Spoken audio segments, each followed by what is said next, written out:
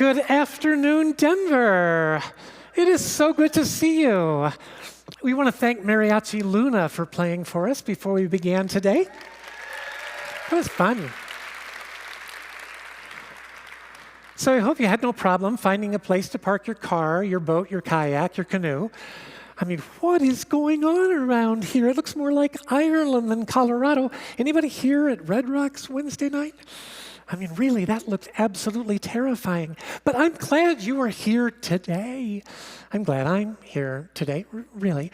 So it's like 4 weeks ago, I'm listening to Colorado Public Radio, as one does, and they were showing an announcement of this, advertisement for this event, and I thought to myself, you know, I really ought to go to that. And I think it was like a full 2 seconds before it's like, oh yeah, I'm emceeing that event. And working with the speakers, and we have a meeting tomorrow. You know, this kind of thing happens to you when you get to be my age. I mean, it just happens. I'm, in fact, older than dirt. I've told you that before. So you just kind of have to transcend these things when they come, but it's okay because it's what you've been doing your whole life, transcending. It's how you got here. You transcend. So I love the fact that this, our 32nd program in 12 years, has a theme of transcend. Because if there's anything we know how to do here in the greater Denver area, it is how to transcend. So I have to tell you, I've had to transcend my frustration with the New York Times. Yes, the New York Times. I love the New York Times. They did a 3,000-word story on my son and me about 5 years ago that had not one single error. Not one. I mean, that's amazing for a media outlet. As opposed to another national media outlet we shall allow to remain nameless, who did a 50-word story on me the same year that had 8 errors. I don't even know how you do 8 errors in 50 words. So I've loved the Times until about a month ago. So a month ago, one of their sports writers said that this NBA Finals was the weakest finals pairing in the history of the NBA. Now, first of all, what does a New York Times sports writer even know about the finals of the NBA? I mean, the New York Knicks have not been in the finals since Alexander Hamilton was the Secretary of the Treasury. So let's just be honest about that. I mean, how could they not know that the Joker and Jamal are the greatest duo since Batman and Robin, right? Yeah. Did you see that Sports Illustrated photo with the Joker's daughter, like right there in front, with no clue what's going on and just looking precious? You gotta look that up if you haven't seen it. This is possibly the best team in the history of the NBA. I mean, it has been amazing, and it's right here in Denver. I love that. So this is Pride Month here in Colorado. And Pride Weekend in Denver. You know, you have to make sure you come back for the second half of today's program because I have got the coolest Pride shoes you've ever seen in your life and like this really neat Pride jacket. So if for no other reason, make sure you come back for the second half so we can focus on Pride. How many of you are going to the parade tomorrow? I need more than that. So we had a parade in Lyons last weekend where I live, and then we had a celebration, and I think probably 15% of the whole town came. So, you know, comparatively, that would be like 100,000 people here. I would love that if we had that at Pride, because this year, we need it. We do, yeah. It is not an easy time to be a transgender woman. You know, just 4 years ago, 2019, there were 25 bills introduced to take away the civil rights of transgender people in various state legislatures around the nation. We thought it was awful, 25. This year, it was 556. 78 of them signed into law. I'm glad to live here in Colorado where we take care of our queer people.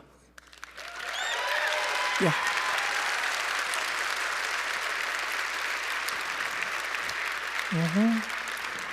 Where we provide the best medical care available anywhere for transgender and non-binary adolescents. where we have a legislature and a governor who makes sure to take care of the LGBTQIA population. I mean, our governor is gay and no one cares. It's not even a thing, as it should be. So I'm on the board in the town of Lyons, and nice little town. I love serving on the board. We have a good board this year, and one of our employees was saying a couple of weeks ago, I hope everybody re-ups for another term because we've gotten a lot of good stuff done. And I said, well, just because we all run for office doesn't mean we'll be elected. I mean, it's really polarizing times here right now in the US.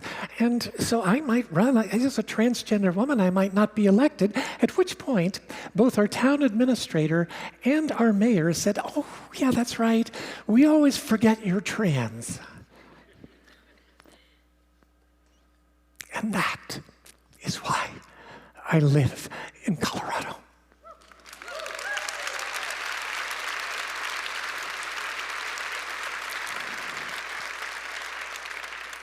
Nobody cares if I'm trans.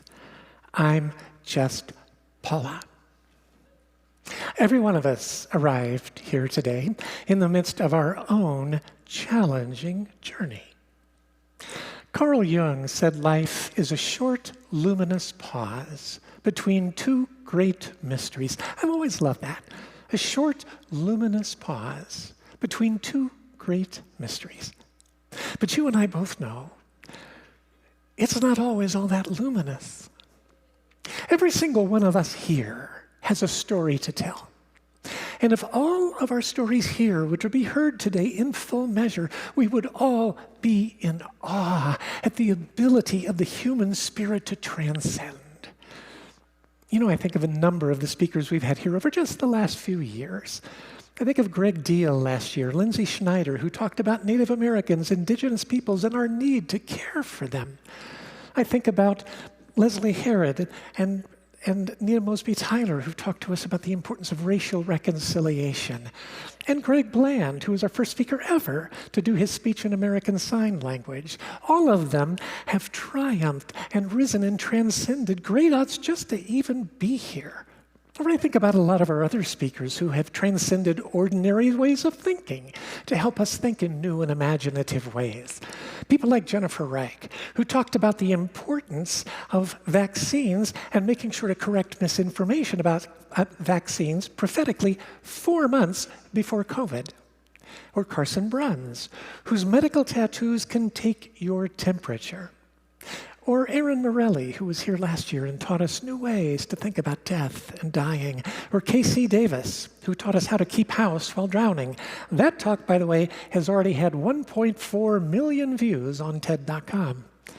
So I'm a psychotherapist, a pastoral counselor by practice, and I find the majority of people come to me looking for one thing: insight. I don't know about you, I come here looking for insight, information, and instruction. And today we have 8 speakers, 2 performers who have an abundance of information, insight, and instruction. Not every one of today's talks is going to resonate with you, but most of them will. And more than likely, somewhere throughout the afternoon, you will get that 1 or 2 aha moments that you've been looking for. So it's time to sit back, relax, and prepare to transcend together. So the first thing I want you to make sure you do is to silence your cell phones. So it's like, I don't know, 10 years ago I was speaking to about 8,000 people, and there was also a huge group on the stage, and I'm speaking, and somebody's phone is going off on the stage behind me, and I'm like, seriously? And it's vibrating, and then it occurs to me, I could hear it ring, but the vibration, yeah, it's in my back pocket. And what do? You know, it's just ringing. It's like, I answered it. But anyway, so you just want to silence your cell phones and sit back and relax, and let's all transcend together. Our first speaker is a bundle of energy who has done so much for Colorado. She is on the State Public Equity Health Commission. She also was on the state's Suicide Prevention Commission. I want you to welcome to the TEDxMileHigh stage, Julissa Soto.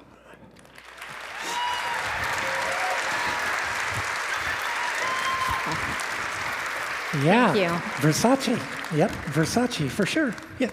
If I miss my lines, at least I have a good, cool look, right? Picture this. Last year, I planned one of the most wonderful parties. We were south of Colorado Springs. Well, before that, I supposed to say, I'm like a wedding planner minus the wedding. So sometimes I'm gonna go back because you do forget. So I'm like a wedding planner minus the wedding. I hire a clown, a mariachi band, and a bouncy house. I alerted the media to invite everyone, but before I alerted the media to invite everyone, I also say the caterer needs to bring some Mexican food. So I had enchiladas, enchiladas con pollo, enchiladas con queso, enchiladas con carne asada, rice and beans. Then I alerted the media to invite everyone. 200 people showed up. Children and neighbors were all having fun with each other. By the way, it was not a party. It was a vaccine clinic. Vaccine parties is what I call it. We had a piñata that looks like a germ, and then a stick that looked like a syringe. And when the kids were hitting the germ really hard, right, because they just got the vaccines. So they were hitting the piñata really hard, and when they finally broke open, a bunch of candy and home COVID test 19 fell off. This is the strategy we used to successfully vaccinate 24,000 people in one of the worst ranking states. And how we're making progress in other childhood vaccines too. See, public health has its reputation for being sterile, inaccessible, and boring. But I believe that doesn't have to be. I believe that we can achieve our highest goals by making public health fun again and validating the cultures of the community we want to serve. I serve on the Health Equity Commission for the state of Colorado. I was also honored with one of the biggest honors that someone in Colorado can receive. The governor of Colorado declared September 20th as Julissa Soto Day.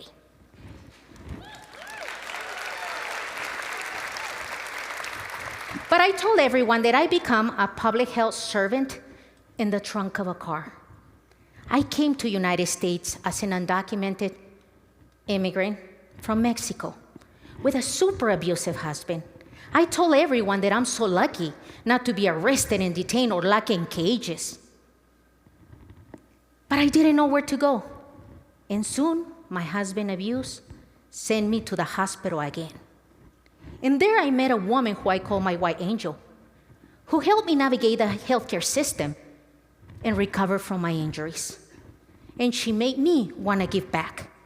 So I started looking at the healthcare system, how it doesn't work for my community, how the hours and locations didn't work for those people that has 2 jobs. So I lost the line. I remember going to a clinic. See, I will be like, give me a beat. I'm not Janet Jackson, I'm Julissa Soto, but give me a beat. So I remember going to the clinic with my 2 kids. And the doctors asked a bunch of questions, and I barely spoke English. Now, that I speak very well now, but better. So I was like, they asked me a bunch of questions like, what's your name? What's your address? Do you have insurance for you and me today? Those questions might sound simple, but when you're undocumented, it can be scary. It's always that. Why they're asking all these questions? Should I trust them? Do they want to deport me? It seems that for marginalized and immigrant communities, it's the safest option is not to get any health care at all. So, give me a beat. As soon as I got out of the hospital, I started doing public health work. One of my best community innovations earned recognition from the Center of Disease Control. And from there, nothing could stop me. I advocate for everyone, everywhere I could. And then the pandemic, the COVID-19 pandemic struck. And I started seeing all these problems at a much larger scale. Black and brown communities that don't speak English were largely among the unvaccinated. And I keep hearing on TV and the news and committee meetings, Latinos are just vaccine hesitant. And I knew from my own experience that that was a myth. The problem was access. Do we have vaccines in our communities? In our neighborhoods, for some of us, it's the hood. For me, it's my neighborhood. Are vaccines available for all? I knew what I needed to do. I needed to take vaccines to the community and speak their own language. I'm a Catholic woman like most Latinos in the US, so I call up a church that I know holds 6 masses every Sunday. And I talked to the priest and I asked him if he would let me organize a vaccine clinic at his church and help me save lives. He immediately said yes and told me to be there all day. We started at 6 a.m. with one clinic bus from the state. And when the priest called me to the pulpit, I said to everyone what the Lord has taught me: love the neighbor as thyself. I said to everyone, you might be young, handsome, and healthy, and COVID-19 wouldn't do nothing to you. But think about the most vulnerable population, the children, the pregnant woman, your grandma, your grandpa. If something would have happened to them, are you prepared to have that in your conscience? The room was silent, like you guys. And everybody calmly considering what I just said. So I went out. And when I went out, we ran out of vaccines the first 4 hours. Yeah, go ahead. The first 4 hours, so I have to call the state to bring 2 more buses. After that, I went to the state, the health departments, and everyone else say, does this look like hesitancy to you? Over 17 hours, we have vaccinated 1,279 Latinos. And one day, does this look like hesitancy to you? The problem was access and how the community was approached. So I started working with other community groups. And when we were, almost towards the end, we have given 130,000 home COVID-19 test boxes, 70,000 masks, and 24,000 new vaccines. Those numbers sound easy, but it's super difficult. And then, give me a beat. What this whole experience taught me is that we cannot leave communities without healthcare by waiting on the sidelines. Providers need to approach the communities that they wish to serve with respect and dignity to build that trust. Some of you might call it cultural awareness. Some of you might call it cultural competency. But I argue what matters most is knowing where where the people come from or what they do is what I call cultural validation. Validating the life experiences and struggles of the community. For example, I have tell you guys that many immigrants don't want to answer personal questions, be a fear of being deported. Providers can include their patients in their conversations, like when they're vaccinating the children, say, Señora, I'm updating your daughter's health record right here. You want to come and sit with me? Or when providers are talking to each other, they can include the patient by saying, Señora, I'm talking to my colleague about what vaccines are available for your child. When providers talk among each other, and we don't speak English, right? We don't speak English, and they talk about each other, we understand when they say our child name. But when they say our child name, we start freaking out. We're like, oh my God, is my son sick? Is my child sick? Providers need to approach the community so they can build that respect. And the funny thing is that when I developed the curriculum of cultural validation, I was thinking of my brothers and sisters, the immigrant and refugee community. But in practice, it's good for everyone. If you're a white American mom talking to a white American doctor, will you feel better if they speak to you in terms that you can understand? If hours on locations work for you? Vaccine parties take it to a whole different level. Instead of the boring, sterile, and I don't want to go, we bring food and entertainment. Yeah, we bring food and entertainment. So for you guys, it might not seem the enchiladas is that important, right? But it signals the community that we value their culture. You can do the same things with the Jewish community, serving kosher food. With the Muslim community, serving halal food. And by bringing a bouncy house, a clown, a mariachi band, our community gets super, super excited about this, right? And also, providers dressing as superheroes. We give children the choice to choose who do they want to get their vaccines from. Spider-Man, The Flash, Wonder Woman, yay, right? Yes. Mija, you're going to get your vaccine from Wonder Woman. And the kids probably think that they're going to be Wonder Woman after they get their vaccines, but that doesn't happen. And with all these changes, we started to see the changes that we dreamed for years in public health. Access to care, access to vaccines, lower rates of untreated diabetes, and better health come for all. If I can say in one word what cultural validation is, the word is caring. I needed to say that slow because if I say caring, you guys might think it's scary because of my accent, right? But no, it's caring. We're building a relationship that will last for generations. Not only one encounter. When you leave, you come back. Because when children are super happy, they tell their parents. And when parents are satisfied, they tell their neighbors. And next thing you know, you have a whole community with access to our vaccine and care. So don't be surprised if access to care look a little bit different when you go to the doctor and get your vaccines, right? You might see a clown, a mariachi band, playing in the background while getting your vaccines. Muchísimas gracias.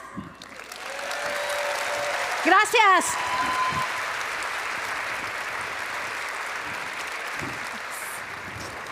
You're great. I just wish she had more energy.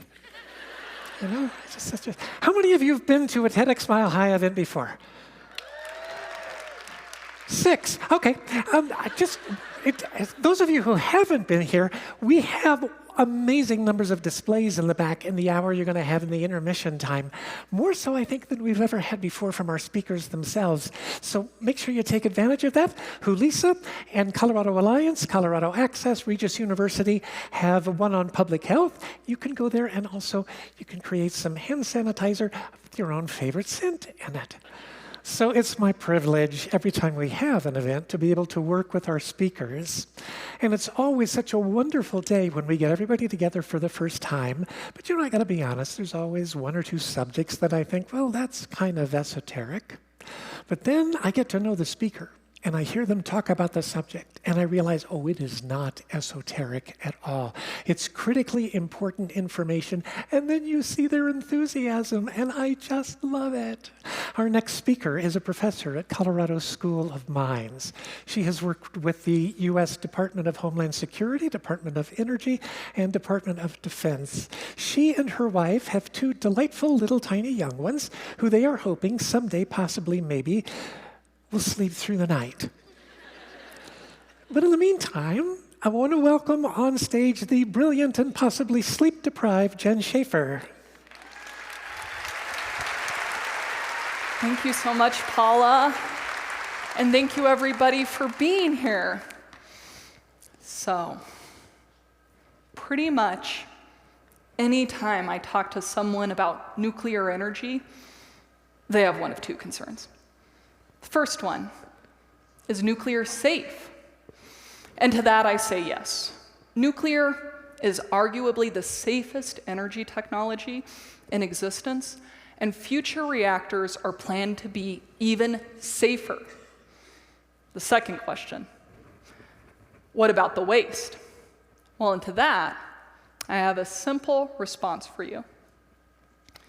Nuclear waste is not waste. Did you all not know?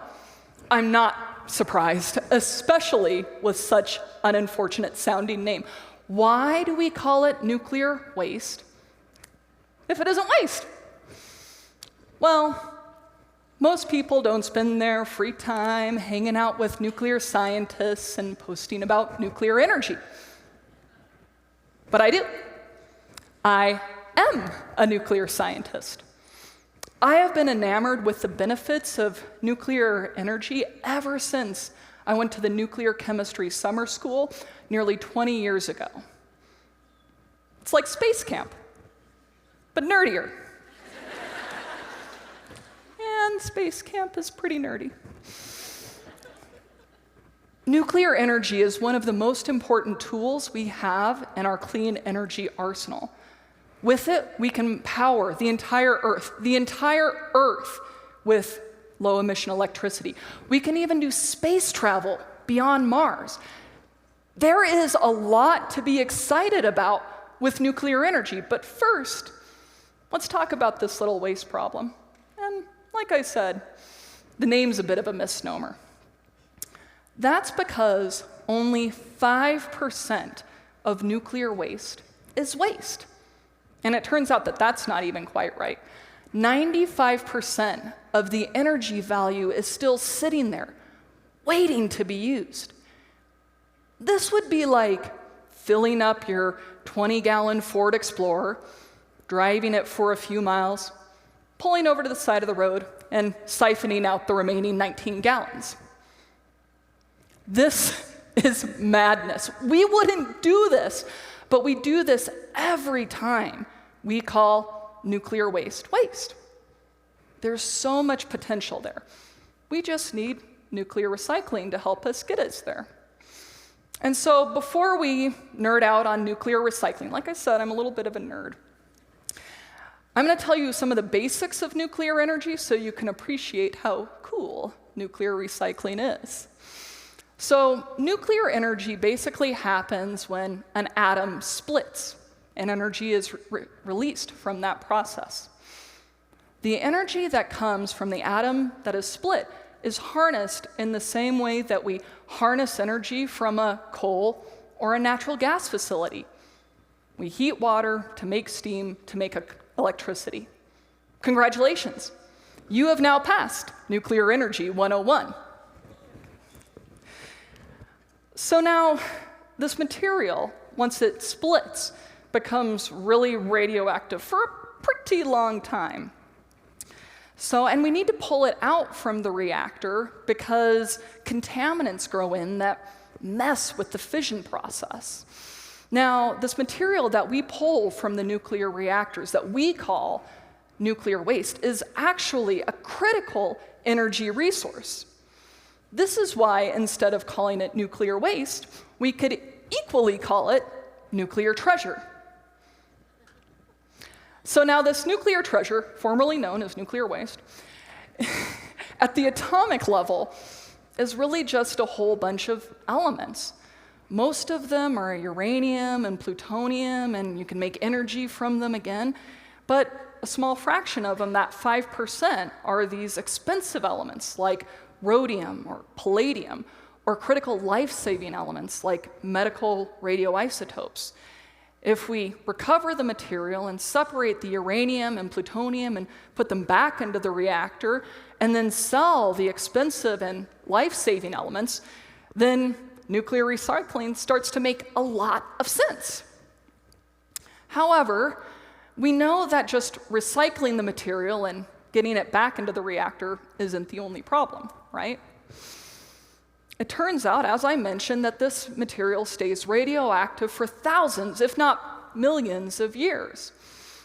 But it turns out technologies could be changing that. The reactors being built by the Bill Gates-backed company TerraPower up in Wyoming actually could change the life management timelines of this nuclear material from on the order of millions of years to more like several hundred. And if it's actually just back in the reactor making clean energy, then it's not collecting dust on the side of the building. So recycling nuclear energy seems to make a lot of sense at this stage. And so you're probably wondering, why don't we do it? We understand the science. This should be happening. Well, there are two reasons why we don't. The first one is cost. It is just frankly cheaper to use fresh uranium fuel than our recycled nuclear waste. The other one is that many of the recycling technologies, some of our most developed ones, generate pure plutonium streams.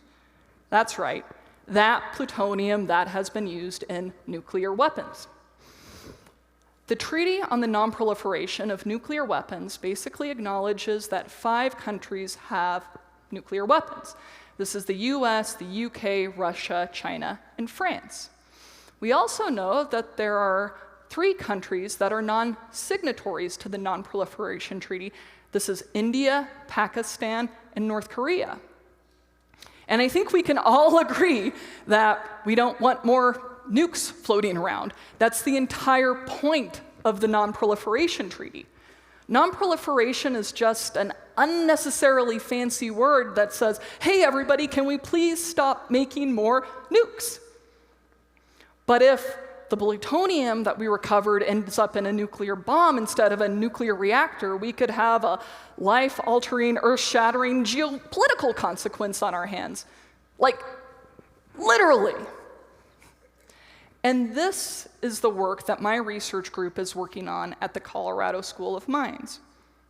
When it comes to the cost, it turns out that the biggest cost drivers for a nuclear recycling facility are the concrete and construction cost. And so if you can generate more efficient separations that generate less waste, you can actually build smaller facilities that are easier to construct and maintain. We do this in our research group by co-recovering all of the energy-producing elements, the uranium, the plutonium, and some of the elements that I haven't even mentioned yet, like neptunium and americium, in one step away from the expensive and life-saving elements. Such innovations like this could save tens of billions, that's billion with a B, of dollars on the cost of your recycling facility. So now, what about this plutonium problem? We got a couple of different options there. The first thing we can do is actually just co-recover the plutonium with other energy-producing elements, just like I was describing.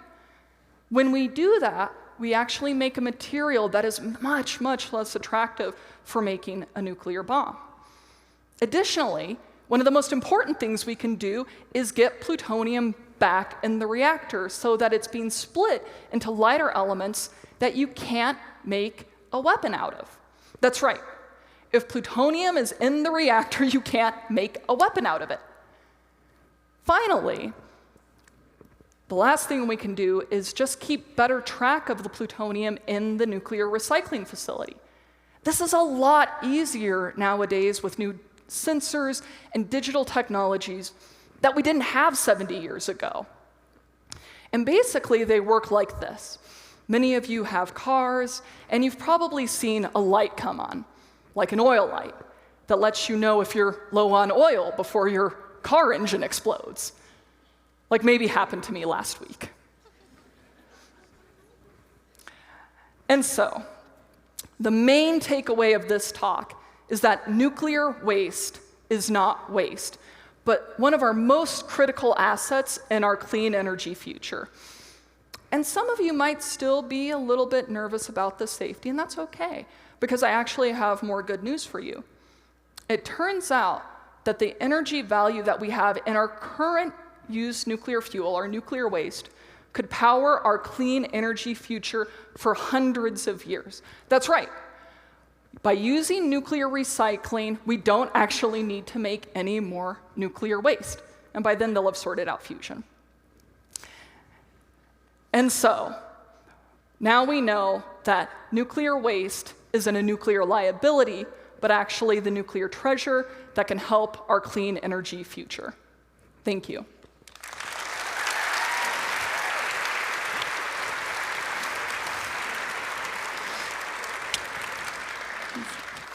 So you said 3 words I love. Oh, Don't make any more. Well, is that 3 or 4 words? that's something like that. It's Yeah, something like that. Yeah. Talk to me about what that means.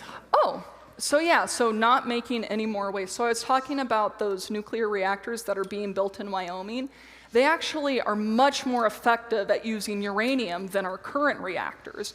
And so some other reactors that are being built by Oklo in Ohio should help us solve and not generate more waste.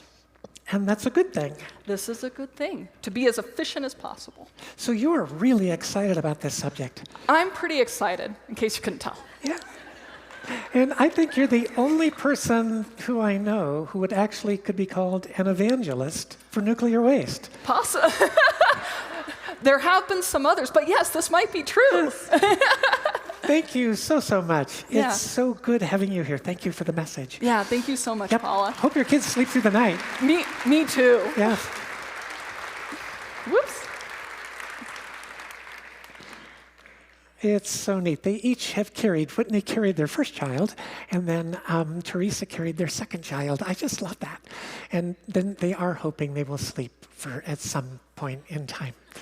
It's time for our first musical performance of the day.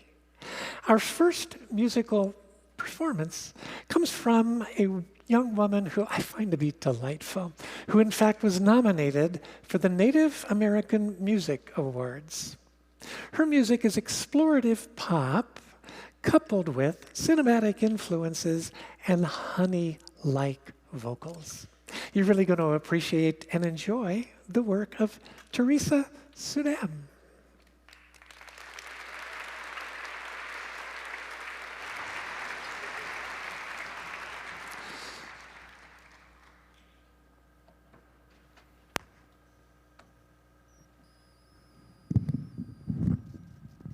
Hello, everyone. I am a Native and Filipino songwriter, artist, thank you, and producer. So all of the songs that I've curated for you today are what I'd call the epitome of my career so far. And this first track is titled Lost Bird. And in Native terms, a lost bird is someone who is adopted out of their tribal communities, and a lost bird is me.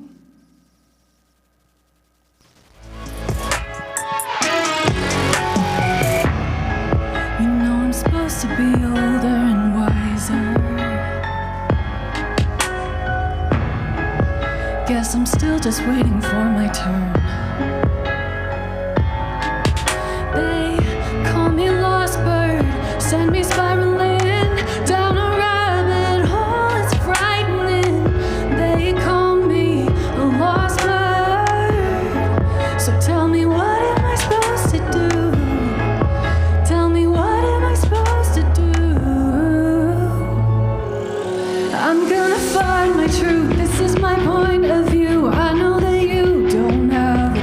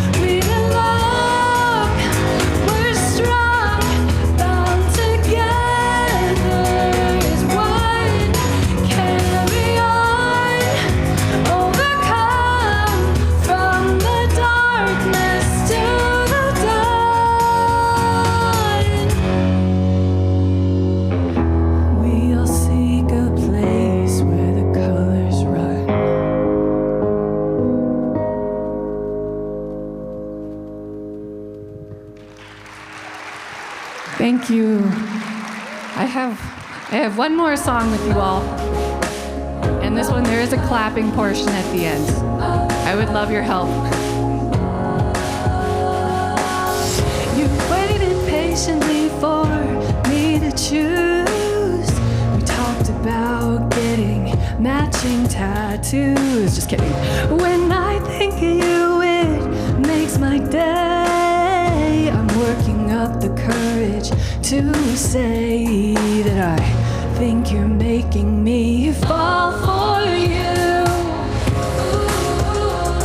When you smile at me, it lights me up. And at the edge of love, and I wanna jump. I'm standing here and it's enough. Come on, give me one more reason to jump. I'm at the edge of love, the edge of love.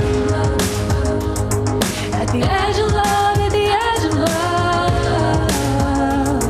At the edge of love, at the edge of love. Oh. When you smile at me, it lights me up. I'm at the edge of love, and I wanna jump. Oh, I'm standing here and it's enough. Here we go. At the edge of love, at the edge of love. At the edge of love, at the edge of love. At the edge of love, at the edge of love. Whoa. Let's keep it going. At the edge of love, at the edge of love. At the edge of love, at the edge of love. At the edge of love, at the edge of love. Oh. Thank you all so much. That was beautiful.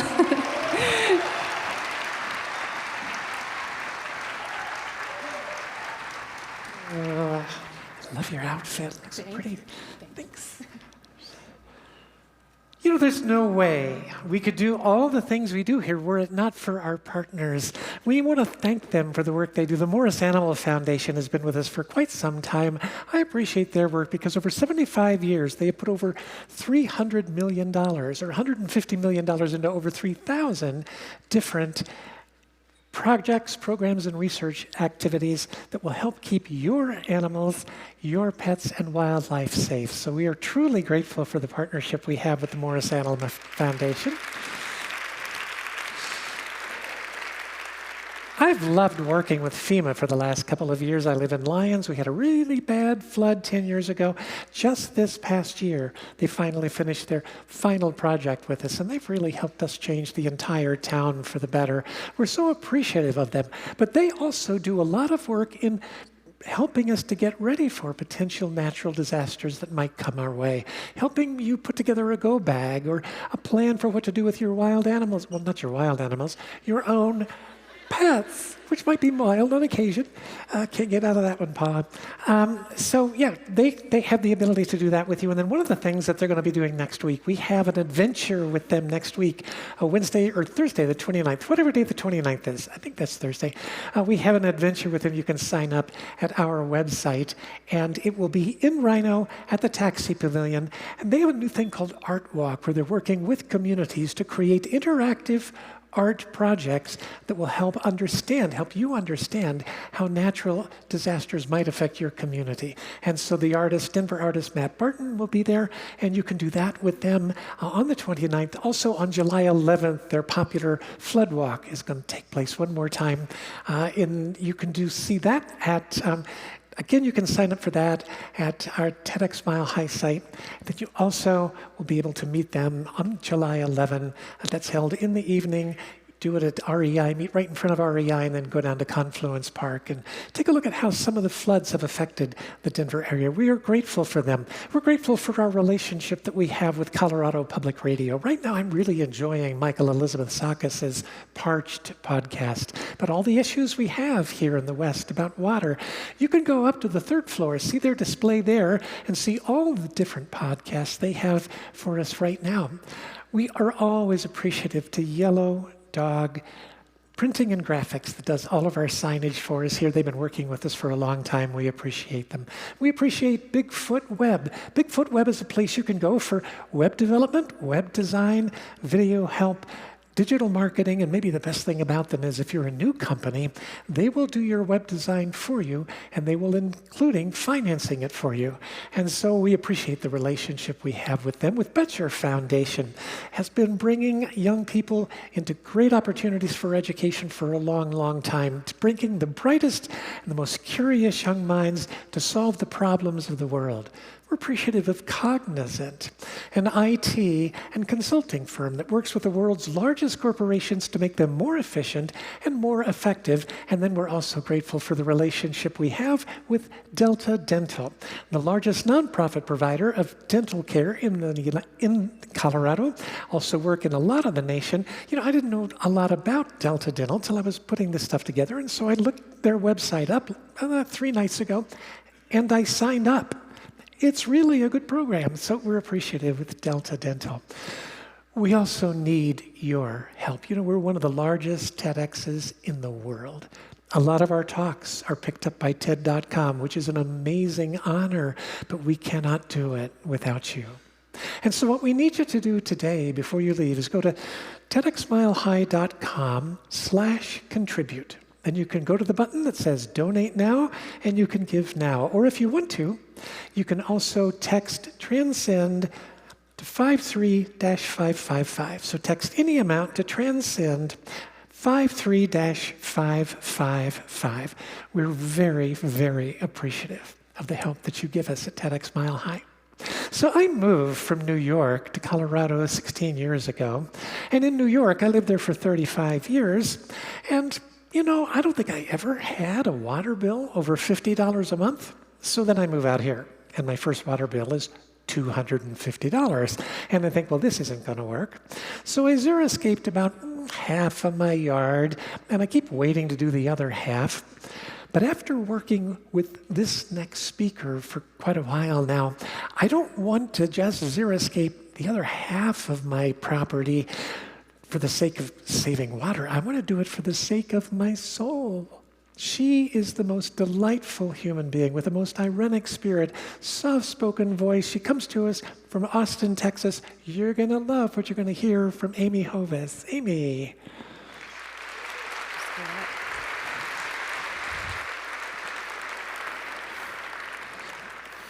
And Amy's outfits are never boring. I always love them.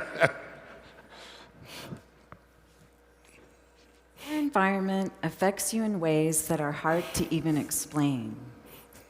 We've all had experiences walking through an expansive hotel lobby with chandeliers and designer furniture placed just so. And even if you're wearing a t-shirt, suddenly you feel like $1 million. Well, the same is true outside. As a landscape designer, I'm often asked to pick plants to make people's yards look pretty. But there are so many advantages for spending time outdoors and connected to nature.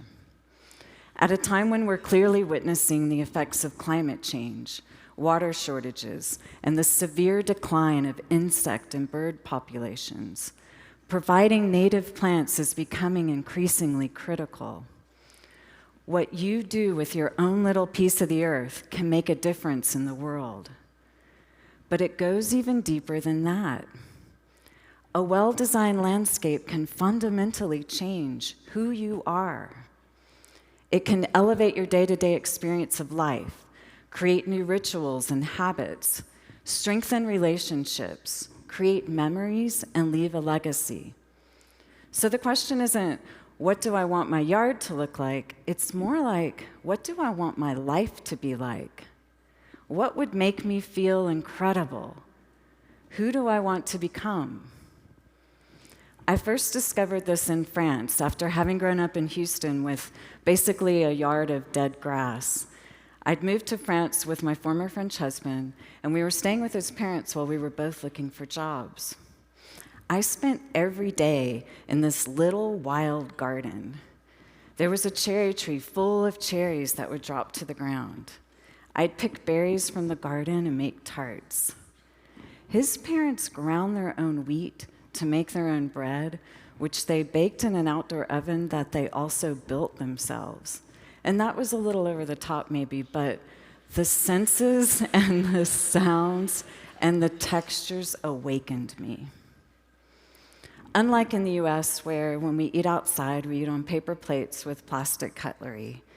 There, we just brought everything from inside outside.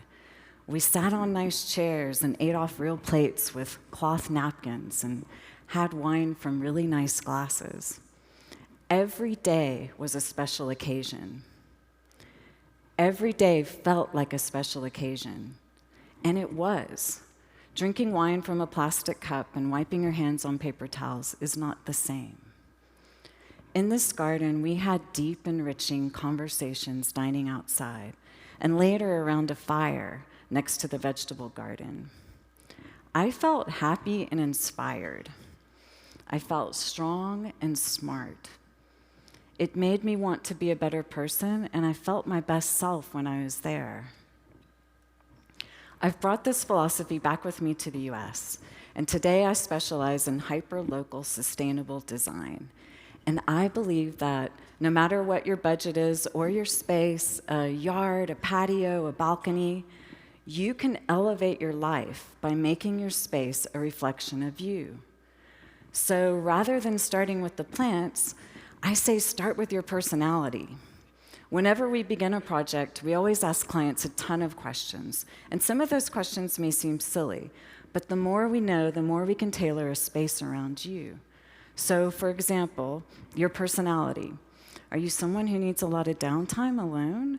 Or are you a social butterfly who has a dinner party planned every week? Your past memories of nature. What did you do as a kid?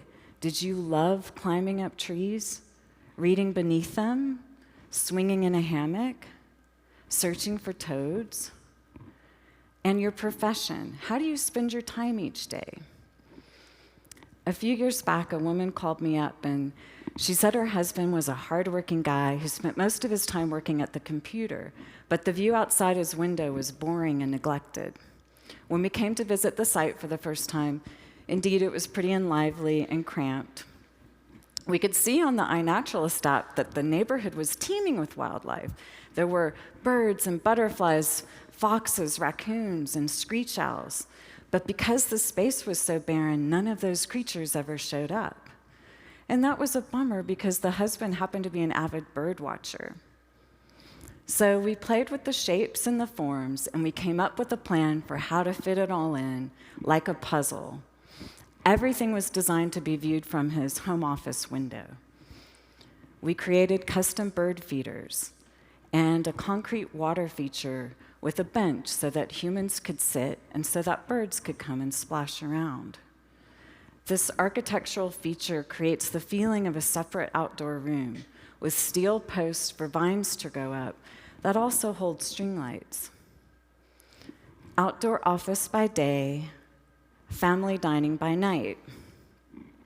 What once used to be a pass-through is now a garden oasis filled with butterflies and birds. When we came to photograph the space, we accidentally literally caught our client in her bathrobe having coffee.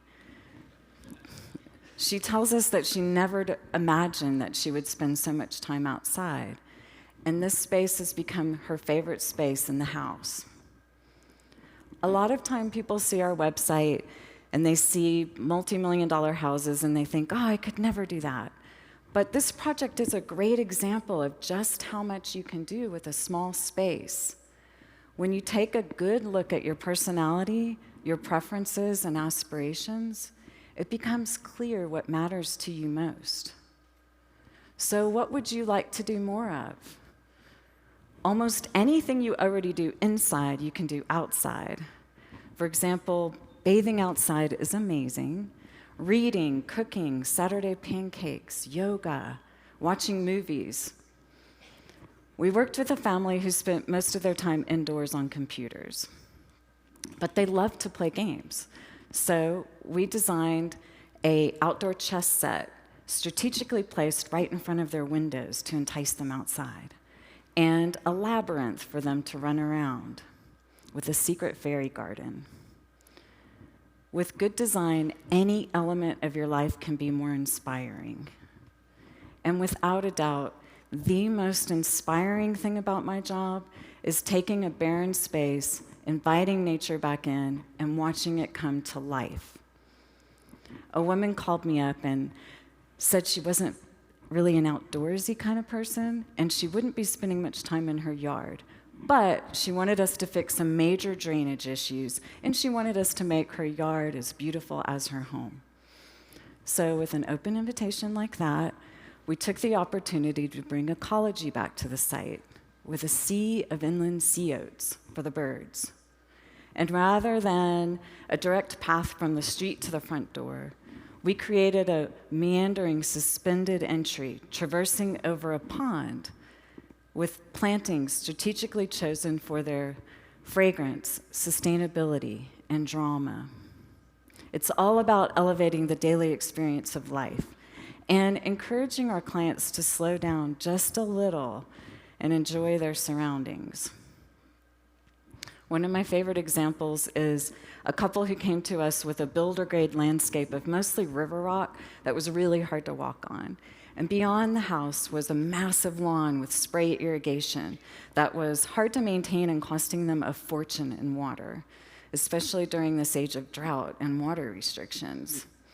So in order to create a more sustainable, enjoyable, easier to maintain landscape, we decided that the best solution was to let most of it go wild. The family didn't need all that space. We could return it to the birds and the bees and wildlife. Of course, the ecologist in me is thrilled any chance we get to take a thirsty lawn and create a more sustainable landscape. One thing that you can do to replace some but not all of your lawn is create a retaining wall that divides the area into two spaces. In this case, for the family, we designed a small infinity edge lawn overlooking their beautiful Texas Hill Country views, and below it, a more wild area seeded with wildflowers and native grasses that require way less maintenance and way less water. Within less than a year, the wildflowers were already up to our noses. The goal with every project is to create a property that's alive, so that when you step foot into your yard, you hear and you feel the energy shift. It's like stepping into a forest. You hear the buzzing and the chirping and the crunching and the rustling. It relaxes you, distracts you, and melts away your stress. I feel a personal responsibility to getting kids outside. So I'm always encouraging parents to create outdoor rituals that get them out of the house morning and night. I always love to plant edible food throughout a property so that you can send kids out to pick berries and herbs. Together they can make popsicles, juices, teas, tarts. That act of making and tasting things will stick with them a lifetime. What all of these examples show is that your yard has unlimited potential for relaxation, human connection, and fun. And you are the steward of that land. So rather than start with the plants, start with you. Become a student of your own personal preferences and experiences. Notice how a space affects you for better or for worse. Dream up all the things you'd love to do with your life and make space for those activities there. Invite nature back in to share the land with you. Because when you design a space with thought and care, you will create a life well lived. Thank you.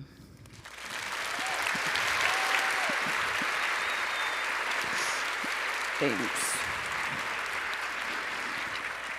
Okay, so when we were first talking about all this stuff, you mentioned iNaturalist. I'd never heard of it. I downloaded the app, and it's talk it's a little about fantastic. that. Yeah, iNaturalist, for those of you who don't use it yet, it is a social network, and they have an app. It's free, and you can download it, and we use it all the time for every project, but it's fantastic for anyone. You can put in your address or where you're traveling, and it'll show you all the wildlife and flora and fauna that are existing naturally around your property. Cool. Yeah. So I'm a former broadcaster and magazine editor, so words are important to me. And I noticed that a lot of people say xeriscape, and I don't think that's the right word, is it? No, it's really xerig. And that's spelled X-E-R-I-C. That's right. Yeah, a lot of times people have the misconception that that means rocks, or just a landscape with rocks and an agave or something. But the truth is it means drought tolerant. And you can have the most gorgeous, stunning landscape that's drought tolerant if you're choosing native plants that will thrive there. Thank you so much, Thank you. Amy. Thank you so much. So when I was here last fall, I told you about this dog that I really kind of am close to. I keep the dog all the time for my friend. I'm always asking her wife, are you guys going out of town again? Because I love keeping the dog. So I had her not long ago for 2 full weeks, which I love. She's sleeping next to me in bed because I sleep alone. Just saying, I'm all by myself. There's no woman sleeping with me in my bed. So it just seems like a good place to mention that. I don't know. And anyway, so Finn, the dog, always sleeps right next to me. So in the middle of the night, I got a benign positional vertigo, which is, some of you have it. You just all of a sudden you turn over in bed and then the whole world starts spinning. And I can never tell exactly which ear it is that's causing it. So it happens to me, and immediately Finn comes to my right ear. And I thought, does she know that that's the ear that's bothering me? Or does my hair just smell weird? I don't really know the answer to that, but our next speaker does. Glenn Golden is from Long Island, which is my old neck of the woods, used to be the front man of a band there. And he knows a lot about the olfactory prowess of canines, raccoons, and ferrets. Glenn has faced some significant medical challenges recently, so he was not able to prepare for his talk as much as he wanted to be able to. But we said, this is important information. So even if you need to approach it a little differently than most of our speakers do, that's absolutely fine. So we're so happy to present to you today from Colorado State University, Glenn Golden.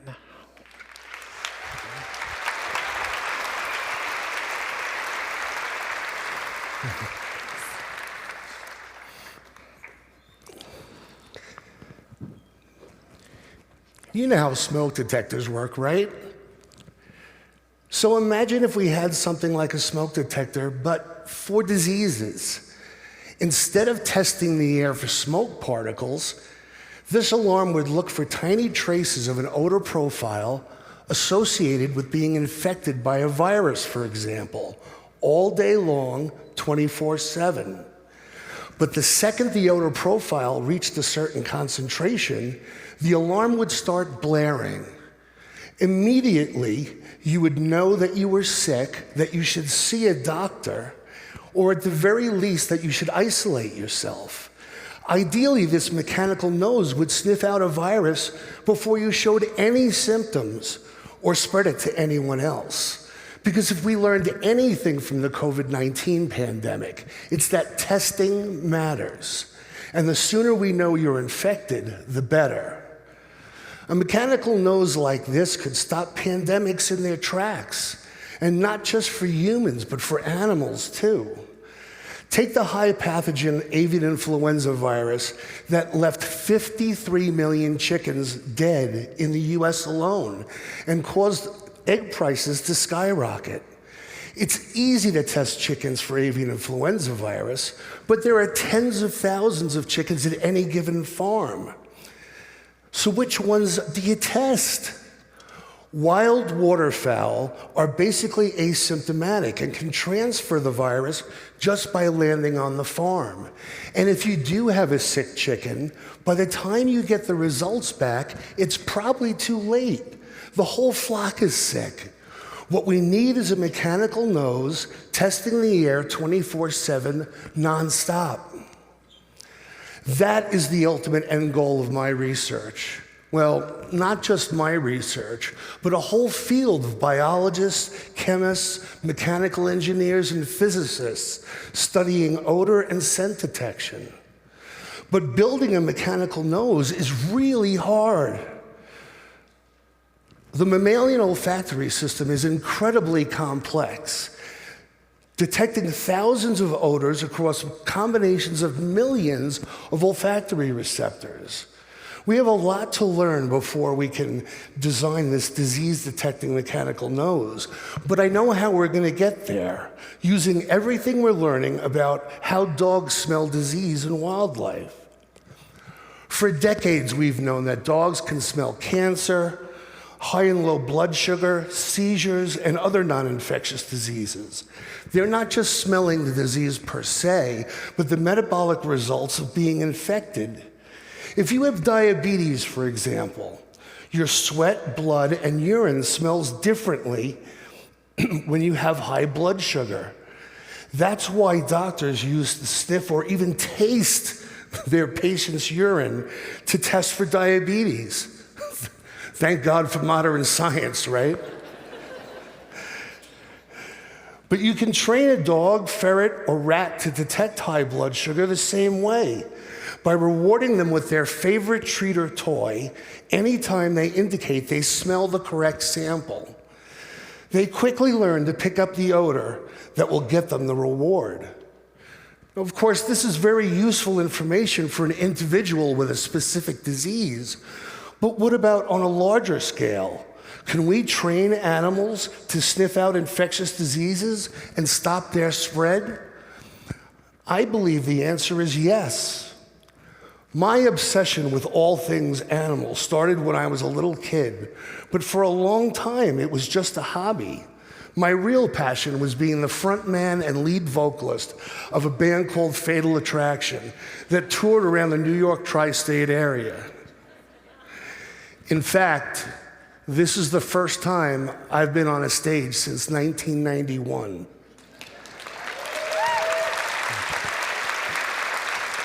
After my best friend and drummer died in a motorcycle accident. I can tell you that being here on stage is nothing but surreal. And if I look behind me, it's not because I'm looking at the slides, but I'm looking for that all-tooth grin of my brother behind the red drum kit. The end of his life was the end of my music career. I'd have to find a new passion. After a long, deep depression, I reemerged as a scientist and continued on as a dog decoy. You've probably seen us on TV before. The guys wearing the big padded suits, getting repeatedly pummeled by police and military dogs in training. Yeah, sounds like the perfect career for a big guy like me who just went through a traumatic life event. Getting attacked repeatedly by dogs. But I loved it. I spent all day working with dogs, and around the same time, I kept seeing MRSA all over the news. Hospitals developed extensive cleaning protocols, and still, patients got MRSA. I thought, surely dogs must be able to smell MRSA.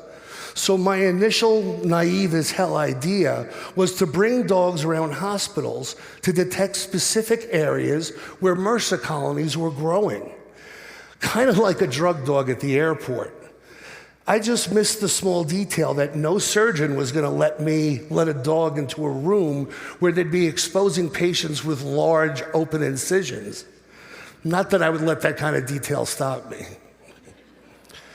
So off I went to Monell Chemical Senses Center, the leading research institute for chemosensory sciences, where I met Dr. Bruce Kimball, an analytical chemist, and the late Dr. Kunio Yamazaki, who had successfully shown that mice can detect avian influenza in duck fecal samples.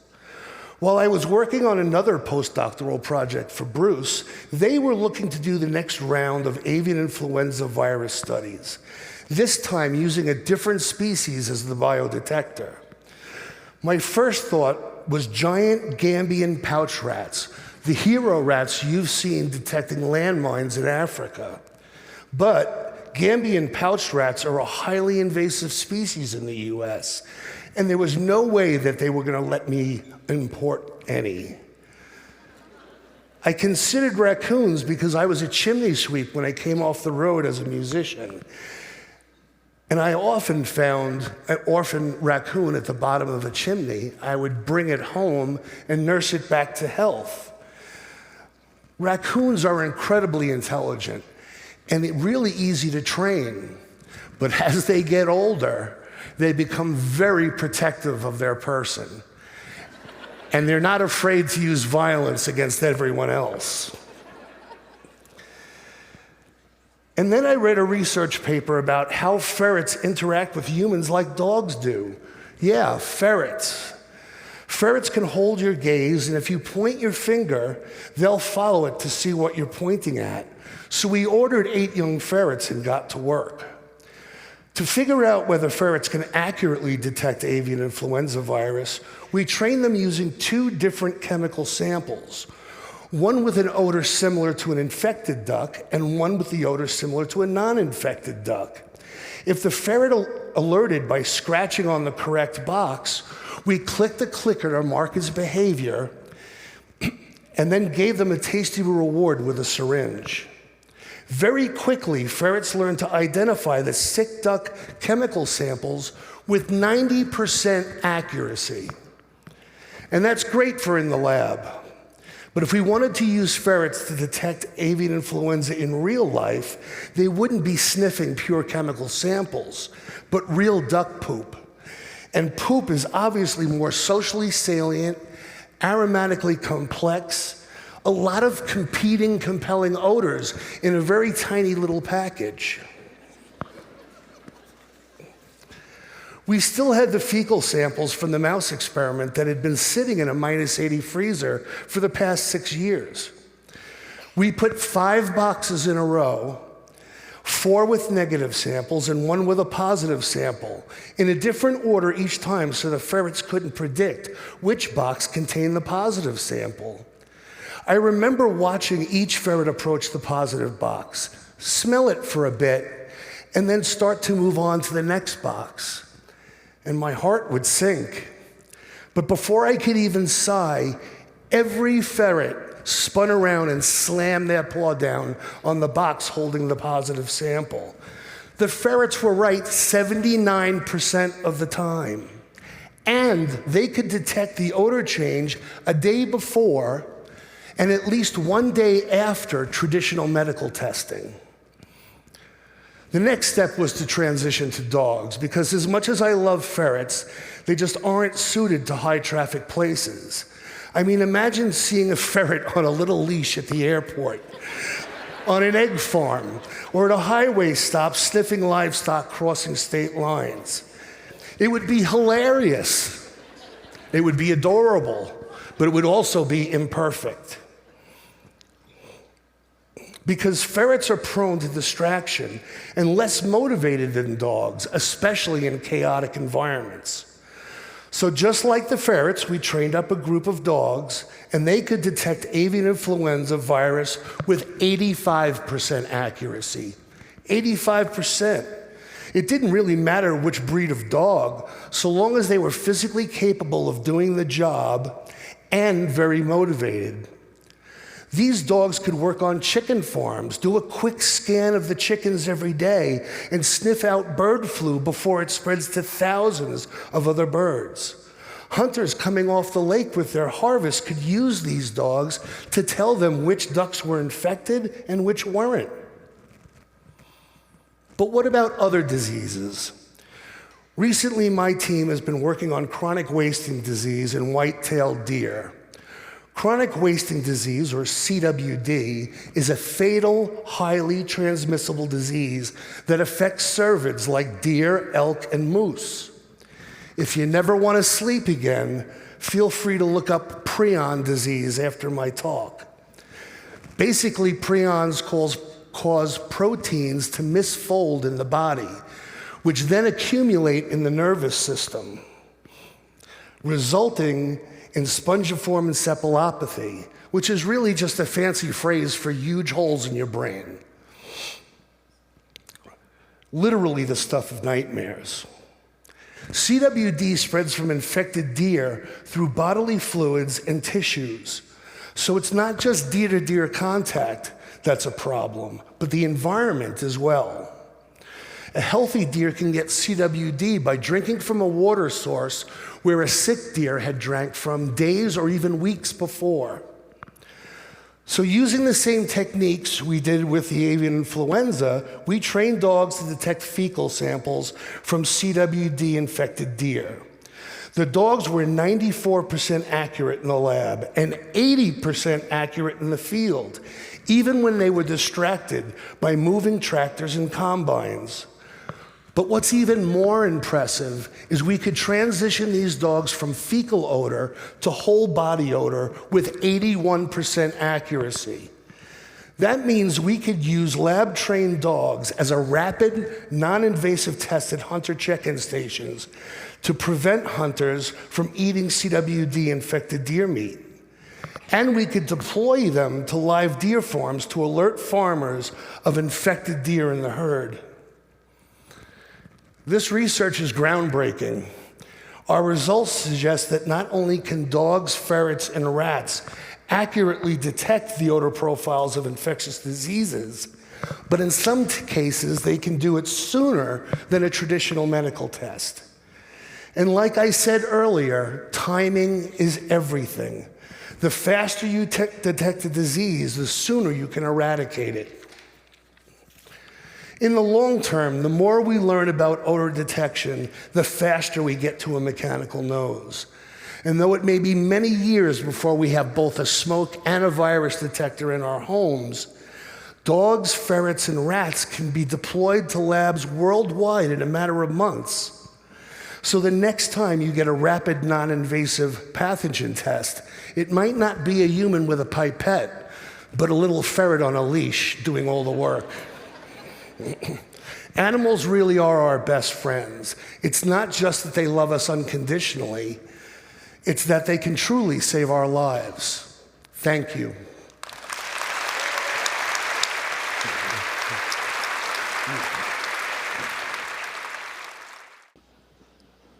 We are the band 2MX2, and our story began with love when our parents decided to travel to a distant land to give their children a better life.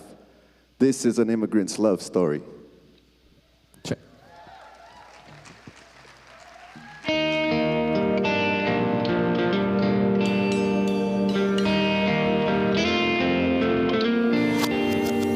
Esta chica me provoca, tiene movimientos que jamás le he visto otra. De una persona, talento y él le sobra. Ella brilla como estrella, me fascina como es y siempre quiero estar con ella. No he visto una mujer tan hermosa. Tuve que ser la mi esposa, ahora Es la que siempre me apoya. vuela como mariposa. El día que te vi supe que eras para mí y que si tienes novia me hace sonreír. Dame un chance y Te hago el hombre más feliz. Empezamos algo nuevo, un nuevo país. Lejos de aquí, just you and me.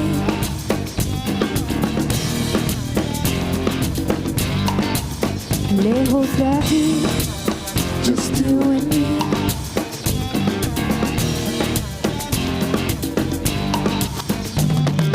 Ahora te veo, baby, aunque tengo novia, you drive me crazy. Toda la historia that we'll be making. Vámonos ahora, it's for the taking. Todo me enamora de ti, you make me wanna take a moment and never change. Sí, mamá, tú mejora lo que is breaking. Me gusta la forma that you say take me. Claro, no quiero irme ya no. Yo pienso que te amo, quiero decirte algo. El día que te vi supe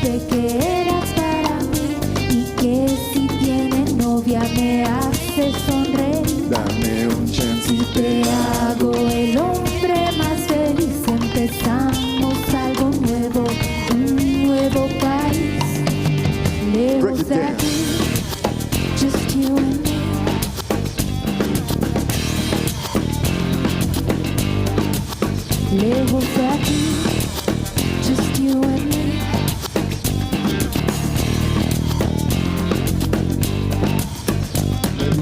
Voy a cambiarte el nombre, nos escaparemos sin explicaciones. Dame la mano y vente conmigo, te daré el mundo, yo te lo consigo. El día que te vi supe que eras Para mí, y que si tienes novia me hace sonreír. Dame un chance y te hago. Hago el hombre más feliz. Empezamos algo nuevo, un nuevo país. Break Lejos it de down. aquí, just you and me.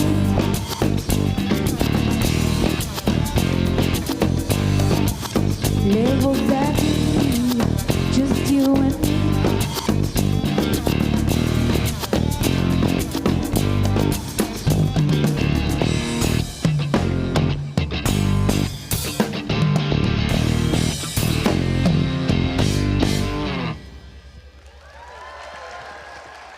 Thank you.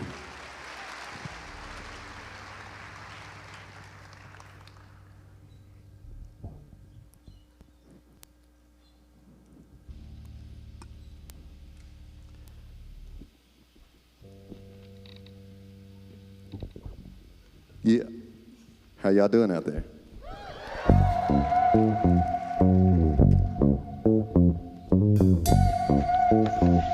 This one's called Elegante.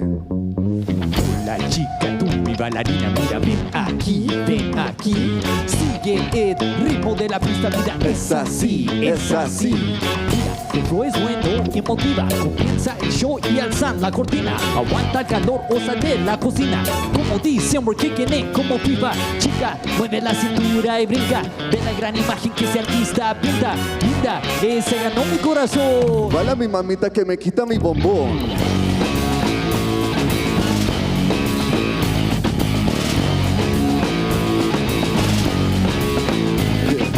Mira cómo baila mi cubana, mamacita mexicana, mi boricua americana, colombiana. Oye cómo va dominicana, mi chilena, siempre peruana, brasilera, siempre mueve elegante. Esta chica está loca, qué onda preciosa. We adhere to the rhythm that the song got. Hermosa, get closer. Es la forma que me toca, la loca que me provoca. Controla mis sentimientos sin miedo y con su boca asombra mis pensamientos. La bomba llanta de fuego, el calor que te está cociendo. Refiero yo con respeto a su cuerpo. From the stage to the universe, like fun, we gon' crush them and do it first. Put it down, mi princesa azteca. Baila mi mamita que me quita mi bombón. Mira cómo baila mi cubana, mamacita mexicana, mi boricua americana, colombiana. Oye cómo va dominicana, mi chilena, siempre peruana, brasilera, siempre mueve elegante. Mira cómo baila mi cubana, mamacita mexicana, mi boricua americana, colombiana. Oye cómo va dominicana, mi chilena, siempre peruana, brasilera, siempre mueve elegante. Dale duro, caliente movimiento, fuerte y seguro se mueve, lentamente sudando como fuente el cuerpo sin vergüenza se mueve. Can you feel it to the rhythm? Yeah, that is action. Deje te lo digo with a Spanish accent. Mami, no permiso with your papi, el daddy. Sin un compromiso más extravagante. Sábado gigante, mami lo menea porque quiere que le cante. Quiere el aguante, eres comandante.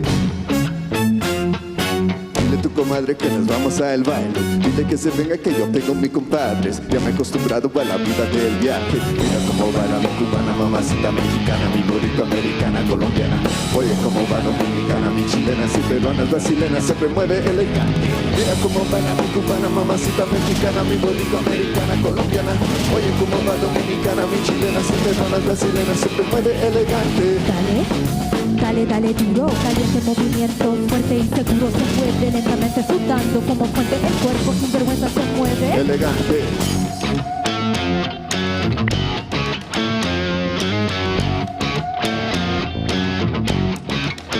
Elegante.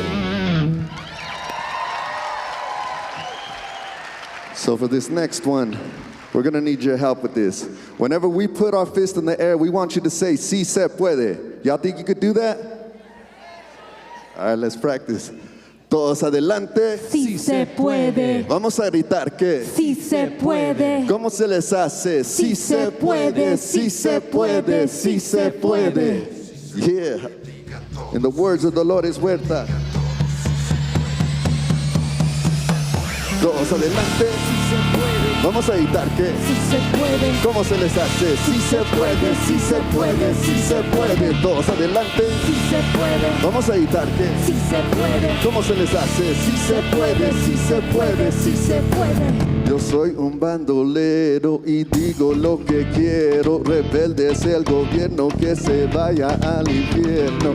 Hablo en varios combos of language to talk to the vatos and hunches and pressing all of the color we brought to the message. Killing our ancestor fathers and their kids. We don't want no problems given to the rich man. They're the one that want them, taking away this land from my native fathers. So I'm gonna kick back, tell them how to solve it. The option is this: educate yourself so you're on to the next, on to the next. Get it off of the chips, generating wealth, saying profit and big, saying profit and big, saying profit and big. Si se puede, vamos a gritar que Si se puede, ¿cómo se les hace? Si se puede, si se puede, si se puede. Todos adelante. si se puede, Vamos a gritar que si se puede. ¿cómo se les hace? Si se puede, si se puede, si se puede. Gacho, guacha, algo para la raza. Cantando a mi pueblo, no me pierdo, ¿qué te pasa? We make noise, corto when embrace lo que soy. Erase voice, come to shit your base, yo pues soy. Este juego del país y del gobierno. Empezamos de raíz, la amistad es ser correcto. Poco no con corazón, control yo, micrófono, supposed to grow and shut the fuck's the lingo that we speaking, yo. Manos en el aire, means hands in the air. Como si te vale like you just don't care. Gusto conocerlos, nice to meet you. We still be music que más seguido believe it. Reaching every leader, streams, give and succeed. We teach you believe because it is the beauty we need. Go back, never make a drop track, pero reunidos con la gente. Oh yeah, member. Si se puede, vamos a gritar que Si se puede, ¿cómo se les hace? Si se puede, si se puede, si se puede. Todos adelante. si se puede, Vamos a gritar que si se puede, ¿cómo se les hace? Si se puede, si se puede, si se puede.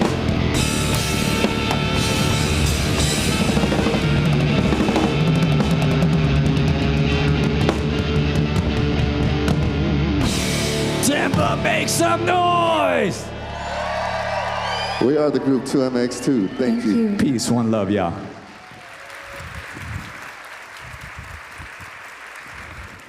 Imagine you're an individual with a disability.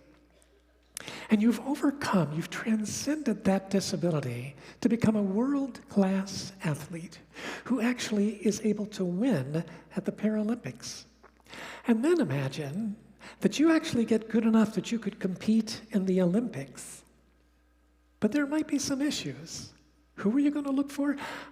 You're going to look for our next speaker.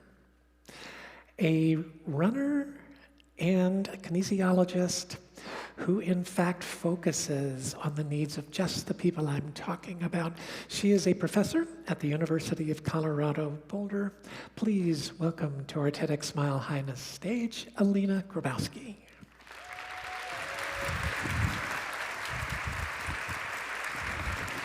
Thanks, Paul. Blake Leeper is a 33-year-old U.S. athlete who was born without the bones in his lower legs called fibulas. He had to have both legs amputated below the knees and has been wearing prostheses like these since he's been about 9 months old. And learning to walk using prostheses is incredibly difficult because they can be really uncomfortable and hard to balance on, and especially when you need to use two of them. Growing up, no one ever told Blake, hey, those prostheses give you an unfair advantage. But then, Blake watched the 2008 Paralympic Games, which are sort of like the Olympics, except for all of the athletes have a physical disability. From that day on, he became obsessed with running and sprinting, and today is one of the best Paralympic sprinters in the world. He's medaled 8 times in the Paralympic Games and holds US and World Paralympic records. But this is where Blake's story takes an interesting turn. In 2019, Blake ran 400 meters in 44.42 seconds. That's the fastest time ever for an athlete with prosthetic legs. So fast, it qualified him to compete in the Olympic Games. But he was not allowed to compete. World Athletics, the governing body of the Olympics, determined that his prostheses gave him an unfair advantage. I know. And that just doesn't sit right with me. How can a man born without legs have an unfair advantage? I'm a scientist and a professor who studies biomechanics, which is how people move, and I've been a runner for over 40 years. I've been curious about how devices like footwear and prostheses affect performance ever since I started running in my mom's old Nike waffle trainers when I was a kid. Today, I study how the use of running prostheses affects performance in athletes with amputations and believe that all athletes with amputations should be given access to devices that allow them to be able to run and move. I've worked with over 30 of the best Paralympic sprinters in the world and consulted with the US Paralympic track and field team, NCAA, Boston Athletics, and World Athletics. I've been called to testify in numerous cases where governing bodies need to decide whether or not to allow an athlete with prosthetic legs to compete alongside a non-amputee athlete. And I've seen how many people bring their biases to these conversations about what's fair and unfair, and their assumptions about what prostheses can and cannot do. But when someone's livelihood is at stake, we need to do better than rely on our biases. We need to approach something unfamiliar with curiosity and questions. And that is exactly what my team and I have been doing. We asked, how can we determine if running prostheses provide an advantage? Now, ideally, we'd compare an athlete to themselves. First, we'd study them without amputations. Then, we'd study them with amputations using running prostheses. But obviously, no one's going to volunteer to be in that research study. So we did the next best thing. We compared the best athletes with prosthetic legs like Blake Leeper to elite non-amputee sprinters. First, we determined what running prostheses are made of and how they function. So running prostheses are made of carbon fiber. That means that they're lightweight, and they behave like springs, so that athletes with amputations are essentially running on mini pogo sticks. Running prostheses do not include muscles, tendons, ligaments, or bones, so they cannot produce force or power, they cannot sense the ground, and they cannot be controlled by the user. And in fact, the overall design of running prostheses hasn't changed since 1984, even though athletes with prosthetic legs need to use these prostheses to be able to run and sprint. To compare athletes with prosthetic legs to elite non-amputee sprinters, we analyzed the metrics that influence 400-meter performance: acceleration out of the starting blocks, maximum speed, biomechanics, the effort required to run, and the rate of fatigue. We asked Blake Leeper to come to our lab at the University of Colorado Boulder for a week and perform a series of tests to compare his values to that of elite non-amputees, like his acceleration out of the starting blocks. To do this test, we set up an array of cameras around Blake to measure his movement in slow motion. We put force plates underneath each individual starting block to measure his acceleration out of the starting blocks. And then we put a radar gun behind him to measure his overall speed and time to 20 meters. We found that athletes with 2 prosthetic legs have 23% slower acceleration out of the starting blocks compared to non-amputees.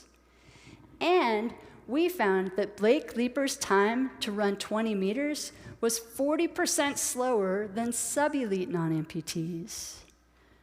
This is a disadvantage that athletes with prosthetic legs cannot make up over the rest of the race. If you start slow, it's both physically and mentally hard to catch up. Next, we measured and analyzed Blake Leeper's maximum straightaway speed in biomechanics. We asked him to run on a force-measuring treadmill at a range of speeds up to his maximum speed, where maximum speed is the speed an athlete can sustain on a treadmill for 20 steps without drifting back. This video shows Blake running at his maximum speed and will start in real time and then slow down so you can take a look at his biomechanics.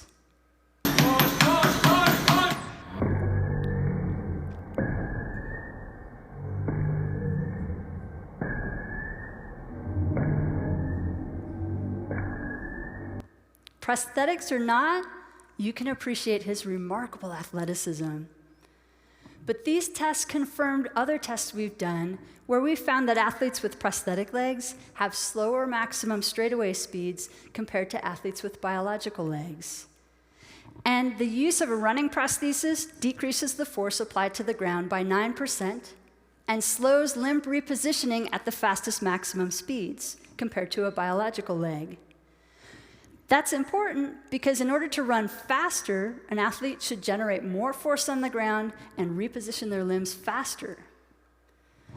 Overall, Blake's maximum speed was 25.5 miles per hour, which is incredibly fast.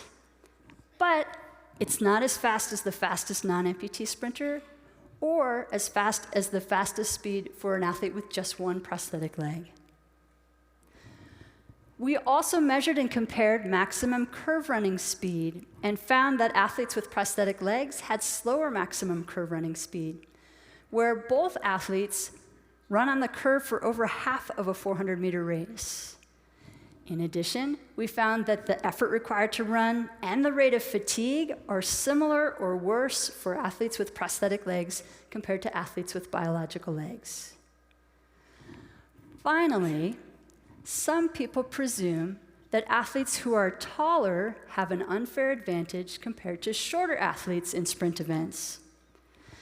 Athletes with prosthetic legs can adjust and set the height of their prostheses to be a certain length, whereas non-amputee athletes can only adjust their leg length by pointing their toes.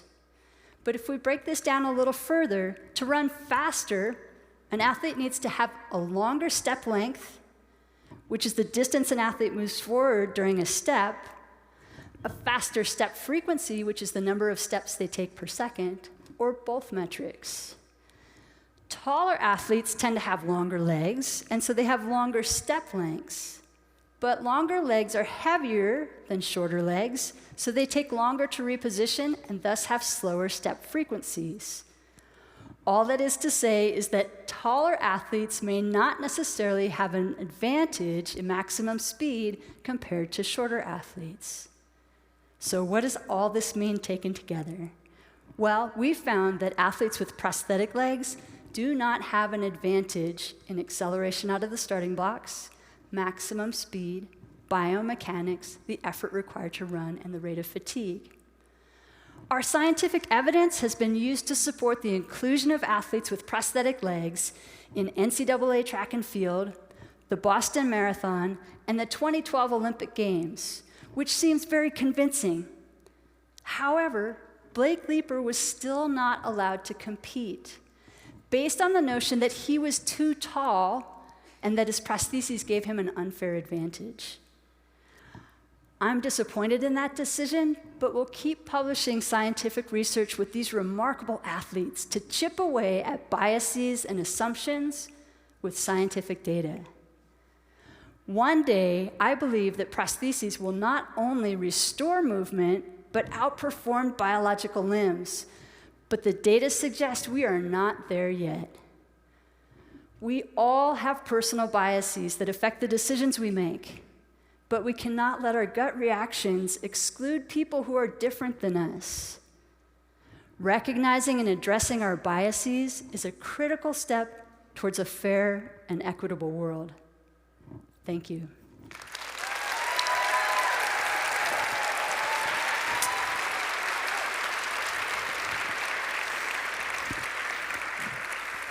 So, Alina, we all want to know what's happening with Blake now. Yeah, that's an interesting story, too. So for Blake now to compete in the Paralympics, he must abide by a rule that limits the height of athletes with bilateral amputations. So he needs to shorten his prostheses, and has done so, by 6 inches. So you can only imagine it feels like every step must be like falling into the ground, and he can't sense the ground with his feet. So it's a real challenge. His 400-meter times have slowed, but it's likely because he's been using the same prosthesis for 13 years and now is changing and using a new prosthesis length for the last year. So hopefully, he's 33, hopefully he'll have a chance to overcome that obstacle as well and be able to compete. But I think the rules are very controversial. We've got to change it, don't we? I think so. I'm glad he has you, Alina. Thank you. Thank you so much. Thanks. Thank you.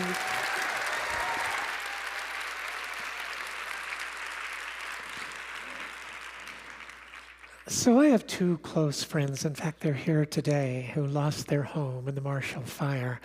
Who would have thought homes that far east, that far away from the foothills, would have been lost to a wildfire? I mean, I live in Lyons. I'm on our town board. Our number one concern is wildfire mitigation. But that far inland, there's so much we don't understand in this era of climate change. So suppose you're trying to figure out exactly how we can model what might happen. And so you find a group of people at Colorado State University who have been able to model what will happen in floods, and you go to them and you say, hey, could you apply that same modeling to fires? To which they would reply, fire and water are not the same thing, but we can, in fact, create models, and they have. So please welcome to our stage right now from Colorado State University, Hussam Mahmoud.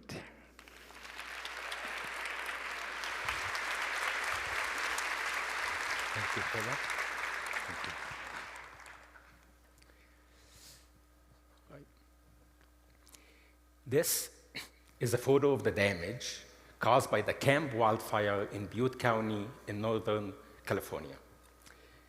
The wildfire spanned 153,000 acres, destroyed more than 18,000 structures, and cost $16.65 billion in damage. It was the costliest wildfire in history worldwide, and 85 people lost their lives. I work with a team of civil and environmental engineers at Colorado State University, and this is what we predicted the wildfire damage to be. Looks pretty similar, right? That's because our prediction was 86% accurate. Now, 86% might only earn us B in the school, but if we had these predictions prior to the wildfire, we would have been able to determine which buildings to reinforce, which vegetations to chop down, and where to place firefighters. We might have saved lives. Now, if you're thinking, nice job, well done, here's my address, tell me whether my house is at risk or whether I'll need to replace my roof, to that I'd say, not so fast. There are dozens of variables that impact how a wildfire will spread in communities.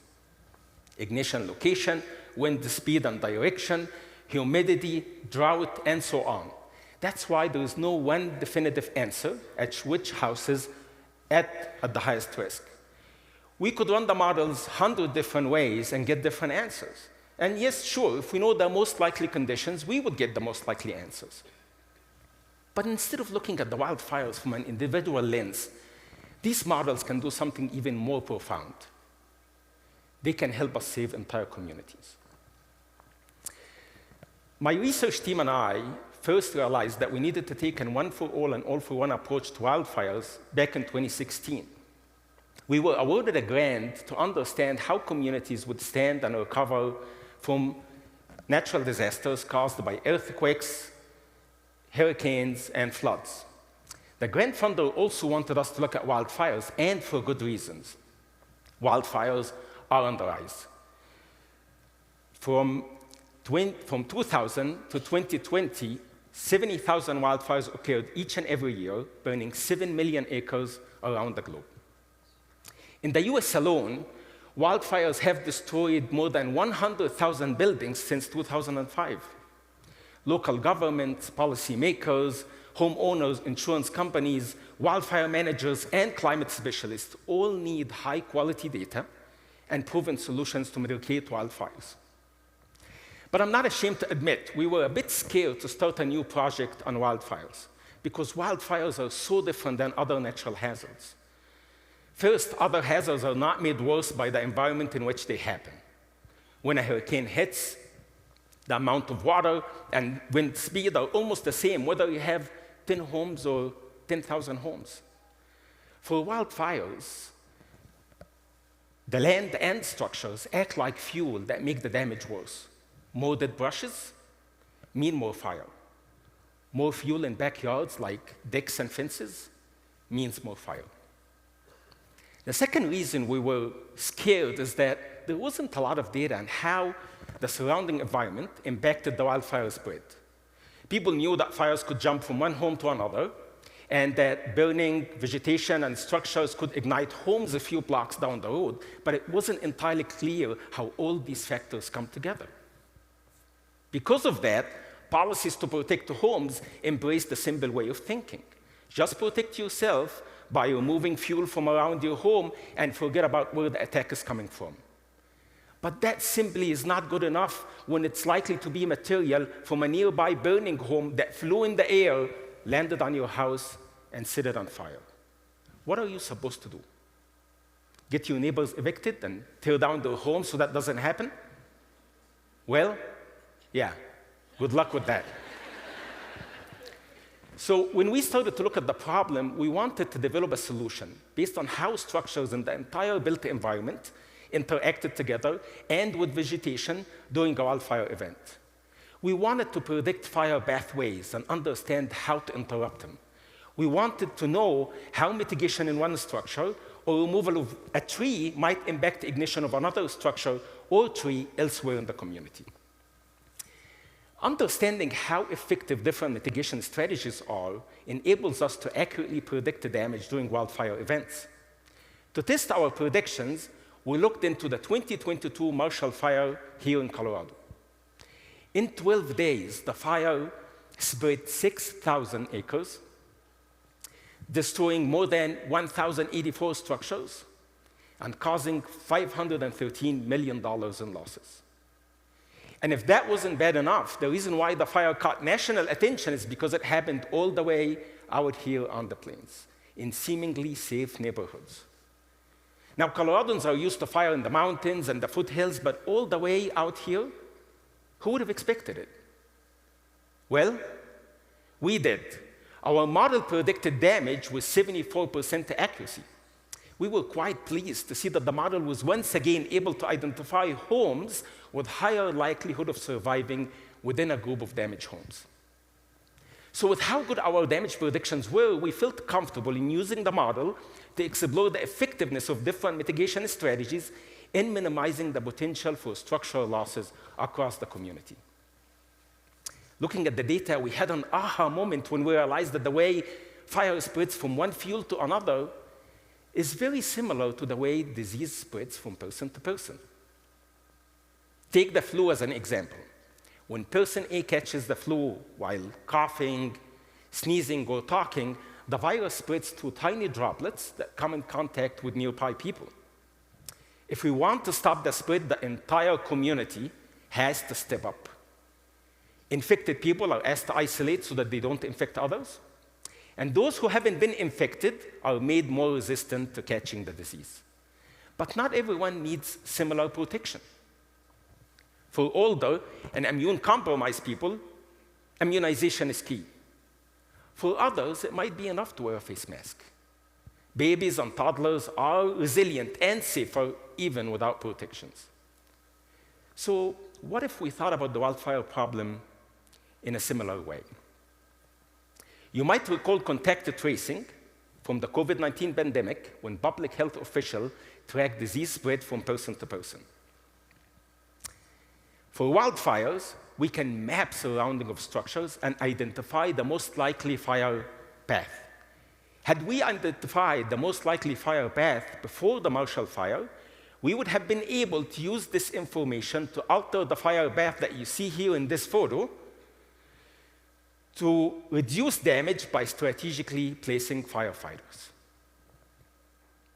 In a disease outbreak, mask mandates and immunization reduce the likelihood of any one individual catching the disease. For wildfires, we can reinforce buildings using fire-resistant roofs or by painting the external of buildings with fire-resistant materials to reduce the spread of fire. You don't have to fire protect every single building, just the ones in critical areas. As you can see, we can use our model to determine which buildings should be reinforced first so that we lower the damage across the community.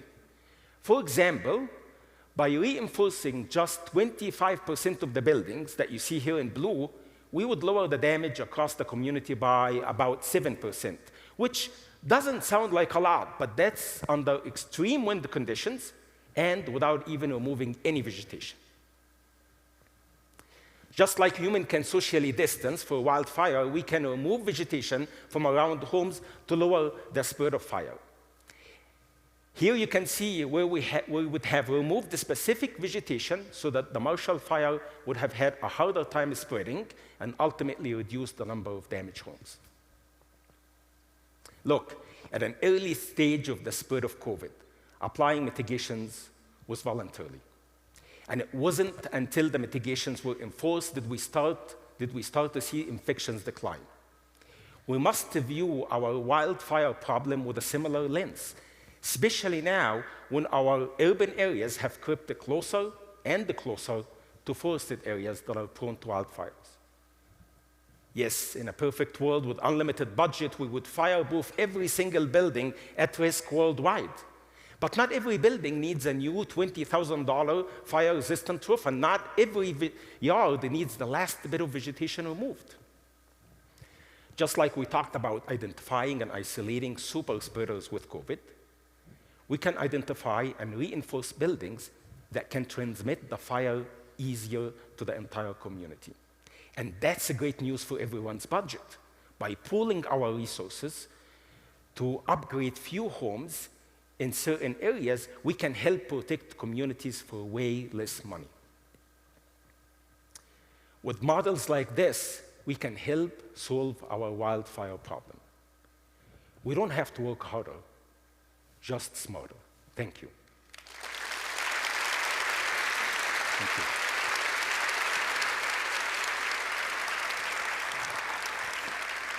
Thank you so much, Hussam. I probably have one major question.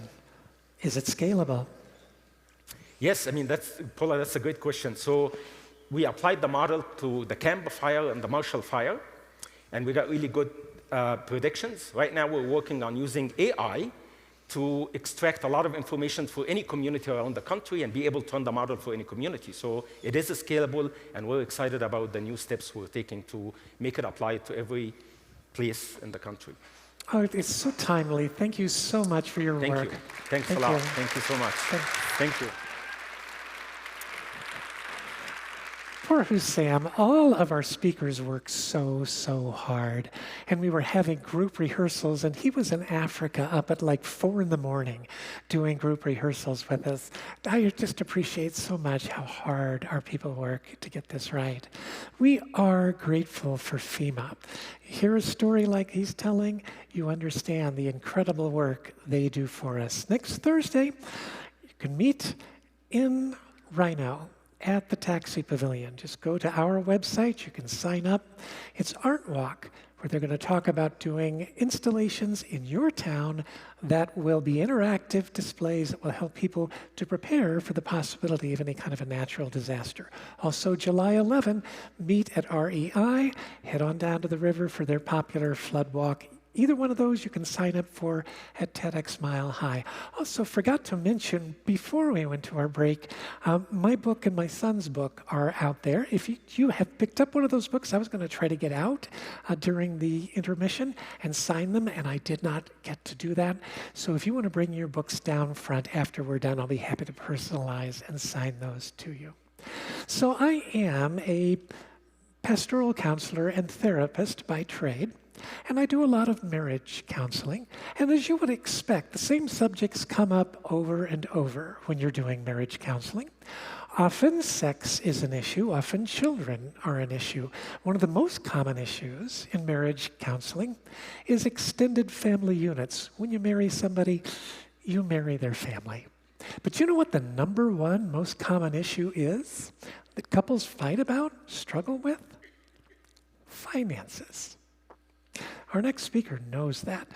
Brilliant young woman who worked for a Fortune 100 company and finally found her passion in helping couples deal with their financial compatibility before marriage. Please welcome from Dallas, Texas, Leah Collins.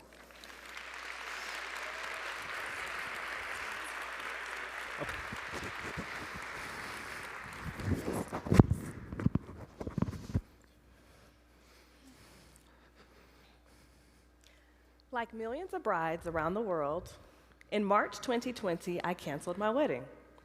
But unlike these brides, I was relieved. My fiance was a tall, dark, handsome man, a Nigerian-American doctor.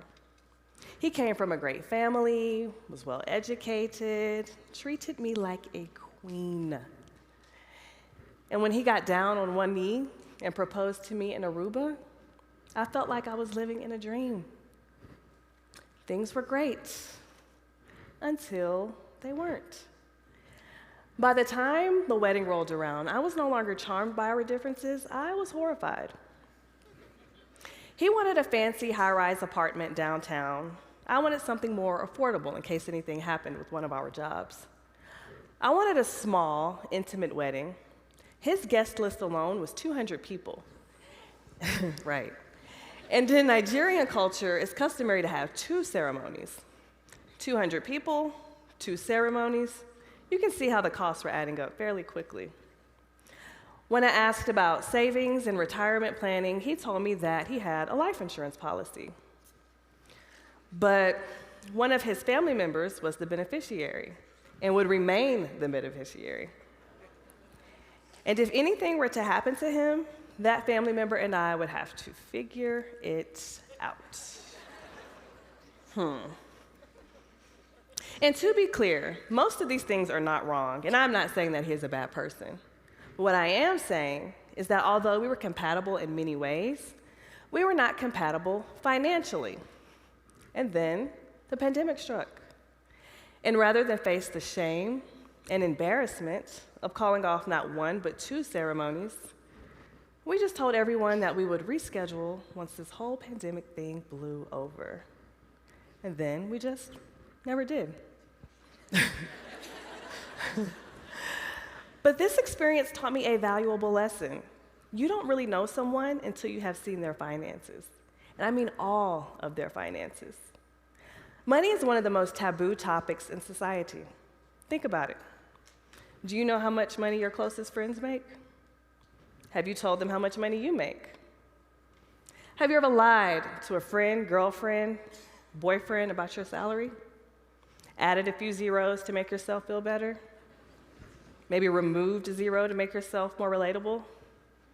Do your friends know how much credit card debt you have?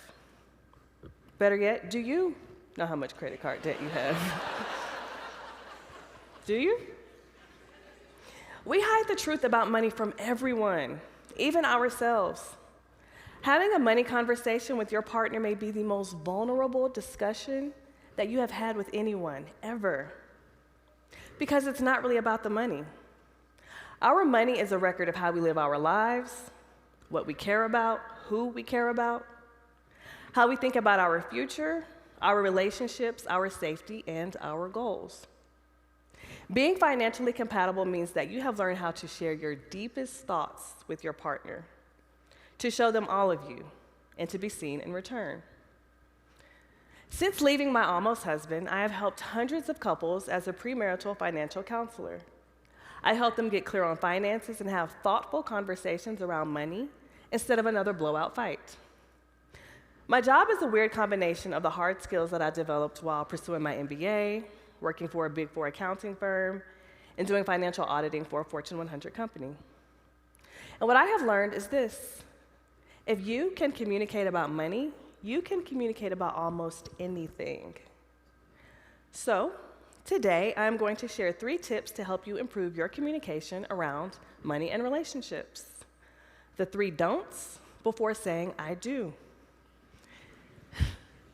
And if you're already married, don't panic. It is never too late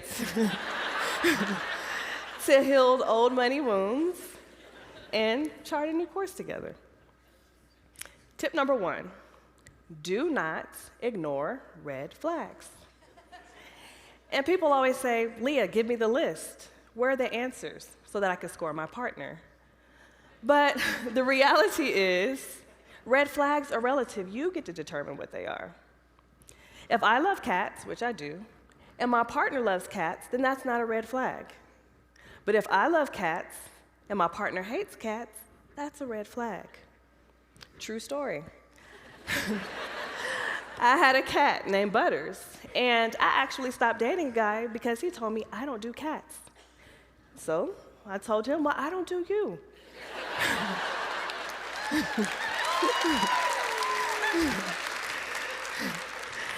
And he got very upset about that.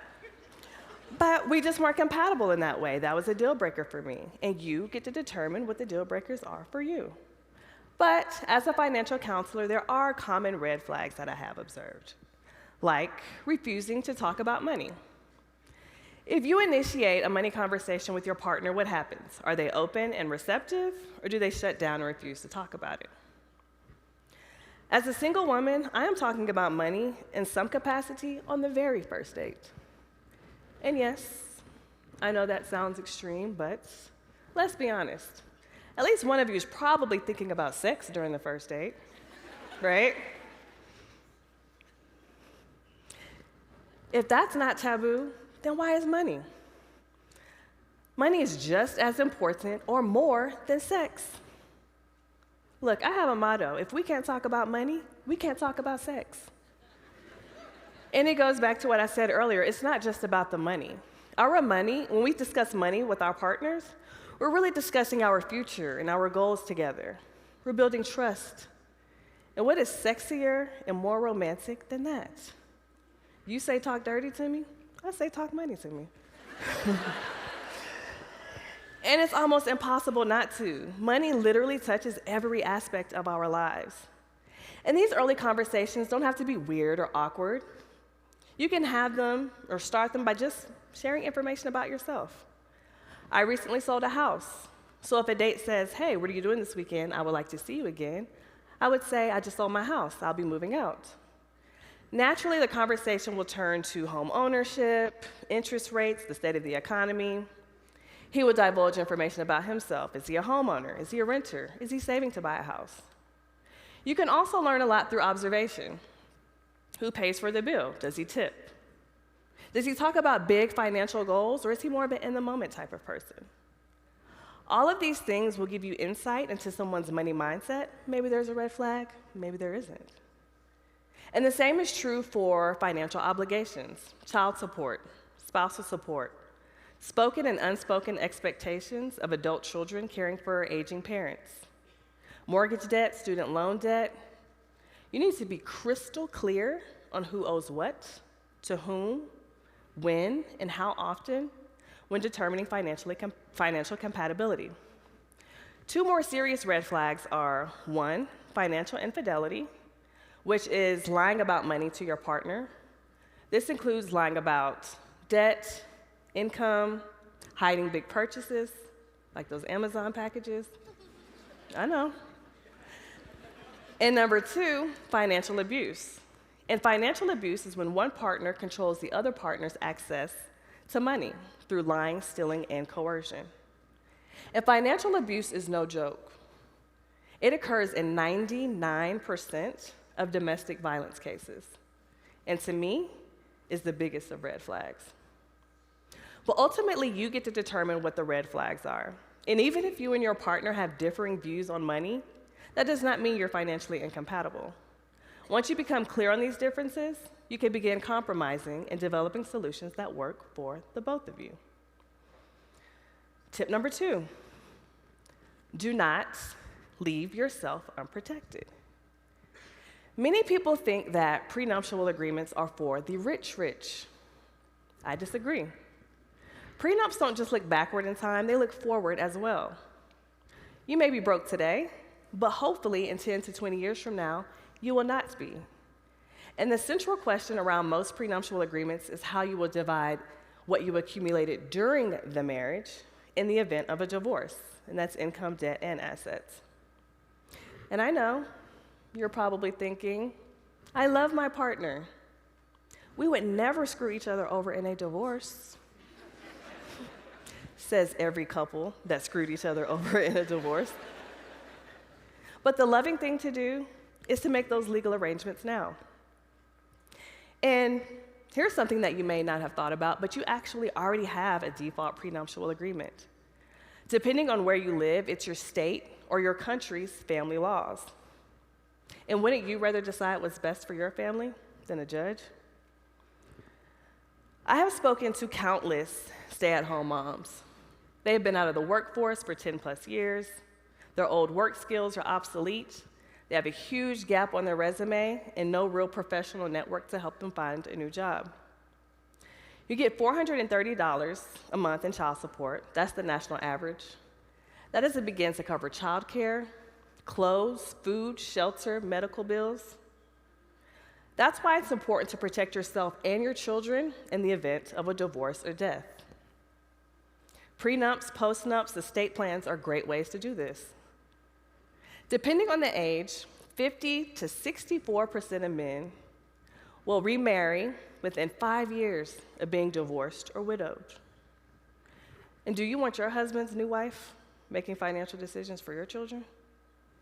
I don't. So that's why it's important to protect yourself and your children, even if you don't feel like you need to right now.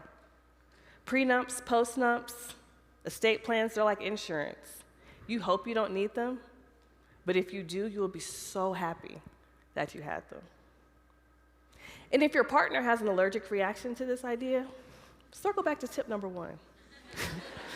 Do not ignore red flags. And last, but certainly not least, don't be afraid to walk away.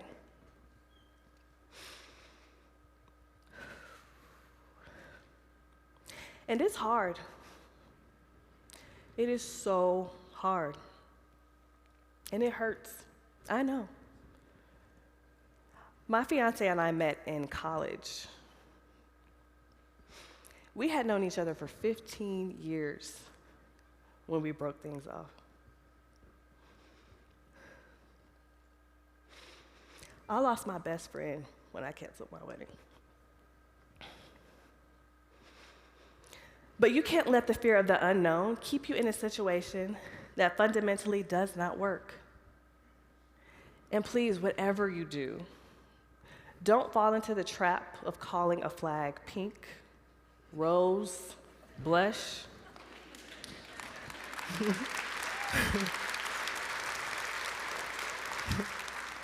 Instead of calling it the red flag that it is. And just because I left my fiance does not mean that you have to. Rather, the whole point of the work that I do is to prevent couples from being in the situation that I was in. And there is good news. Even if you and your partner have differing views on money, you can still have a successful relationship. Most conflict in relationships stems from not having much needed conversations or having conversations but ending them too soon. I encourage you and your partner to have one courageous conversation around money this week. And I say, talk openly, honestly, and do not stop until you have reached common ground. If you can communicate about money, you can communicate about almost anything. Good communication is the key to a lifelong and fulfilling relationship. And isn't that what we all really want? Thank you.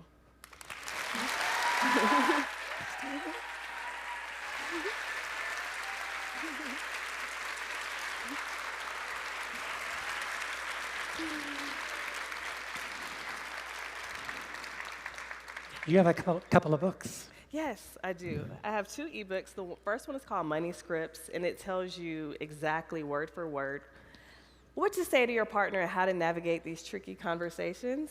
And the other is called Money Personalities, and each partner takes a quiz to identify their money personality, and then I teach you how to communicate with your partner and their associated personality. And how do we get these? LeahMarieCollins.com, and they're also selling them in the lobby. Okay, thank you. Thank you. Our staff is so strong, so good. We have volunteers, we have board members, we have advisory members, we have all of our part-time staff, our full-time staff. They are amazing people to work with, and we are so, so grateful to have all of these people a part of the process that you are able to be a part of today. The Centennial State has heart. I love living here because we are people who transcend. We transcend our fears to love and care deeply for one another. I like going back to visit New York, where I lived for 35 years, but no, this is home. So when I did my first TEDxMileHigh talk back in 2017, something was missing. And the day before I gave my talk, our head coach, who now is the head coach for TED, said, I think you need a line here. And about 1 a.m, I woke up and knew what the line was. It ended up being the most quoted line of that talk. And in fact, it's the dedication line in my memoir. And what is that line? The call toward authenticity is sacred and holy and for the greater good. This kept coming to mind with me. Yeah, it is. The call toward authenticity is sacred and holy and for the greater good, and it kept coming to mind for me the more I got to know and work with our next and last final speaker. He is the district attorney of Weld County, Colorado, home to 340,000 of our residents, and I want you to welcome to the stage Michael O'Rourke. Thank you.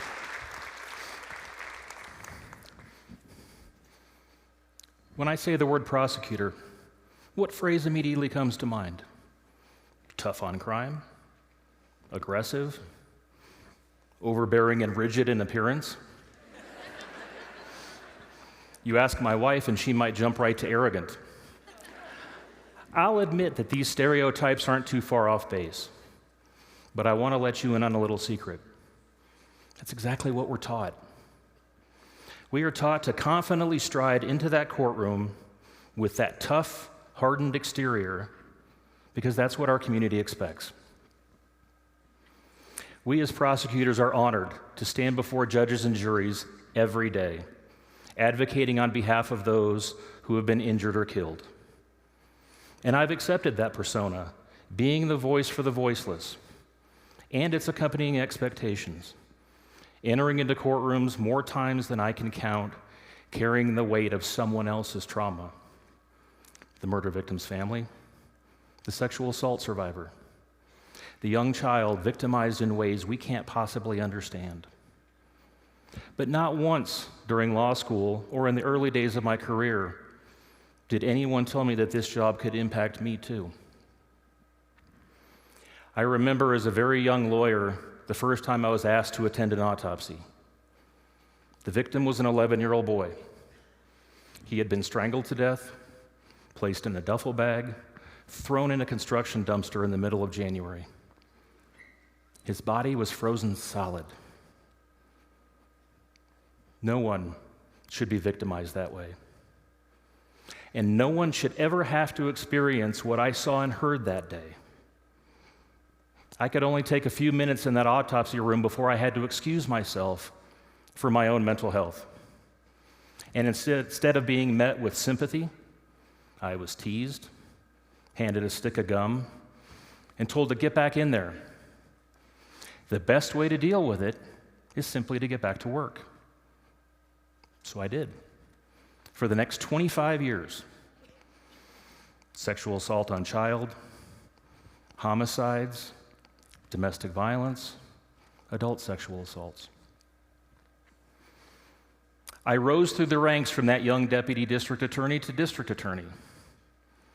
I watched as passionate criminal justice professionals burned out, quit, self-medicated with alcohol, and I didn't really stop to think about why. And then in 2018, my wife and a close friend of hers invited a well-known television journalist named Anastasia Bolton onto their podcast as a guest. And she talked about covering numerous tragedies over the course of her career, to include the Aurora Theater shooting. And she talked about how it impacted her and her camera person. And as I listened, it made complete sense to me, for after all, she too was there, hearing the sounds, smelling the smells, seeing the faces of our first responders.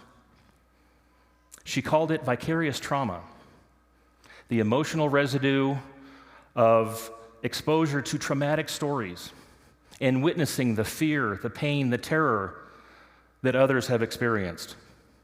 Some people call it the cost of caring.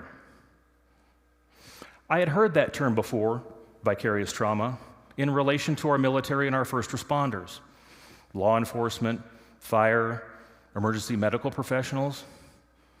Yet still I had no recognition that vicarious trauma could impact me too. It was just part of the job, right? August 2018, Frederick, Colorado. A man whose name will not come out of my mouth stood before the television cameras, feigned concern, and lied to the public, claiming he needed the information about the whereabouts of his missing wife and 2 young daughters. But something was off. And within just a matter of a couple of days, we learned that this was a calculated charade by a monster who had annihilated his family, murdered his wife, his 4-year-old daughter, and his 3-year-old daughter. He buried his wife and their unborn son in a shallow grave outside of an oil tank battery. He smothered his daughters with his own hands and shoved them into those oil tanks through an 8-inch diameter hatch at the top of those tanks. Not the same tank, different tanks, thereby ensuring that they would be alone in death. Once again, my partners and I readied ourselves to enter into that courtroom to be the voice for the innocent, to be the voice for that young pregnant mother and her 2 daughters. We were going to get justice for her killer.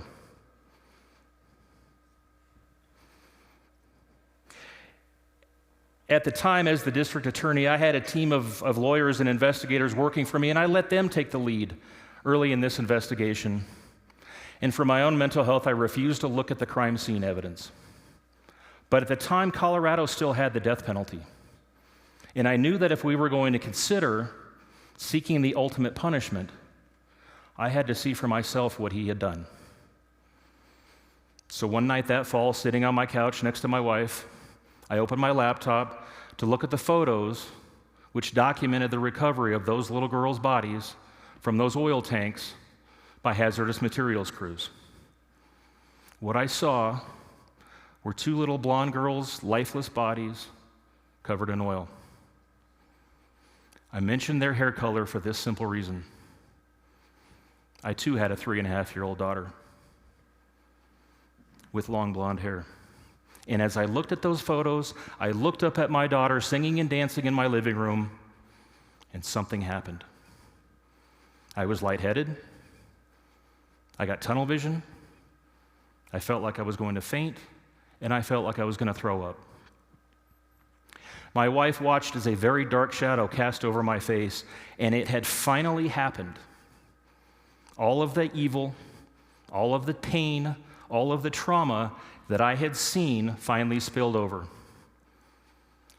That was the moment I realized this job had changed me forever. Where I live in Will County, Colorado, we have a robust oil and gas industry. And you can't hardly drive down a rural county road without seeing a cluster of oil tanks. And to this day, every time I drive by one of those tanks, I see those little girls and I see my daughter. My mind goes back to that very dark place that I found myself in the fall of 2018, and I am filled with rage for what those little girls endured, for what all those victims endured. Vicarious trauma is real, not just for prosecutors. It is a daily reality for legal secretaries, victim advocates, investigators, attorneys, and supervisors. That case changed all of us, but it also made me realize that asking for help is not a sign of weakness. Instead, we as criminal justice professionals must proactively take care of ourselves and one another. That old narrative of the tough, aggressive prosecutor who ignores his or her own mental health for the sake of the job is being crumpled up and thrown away like the trash that it is.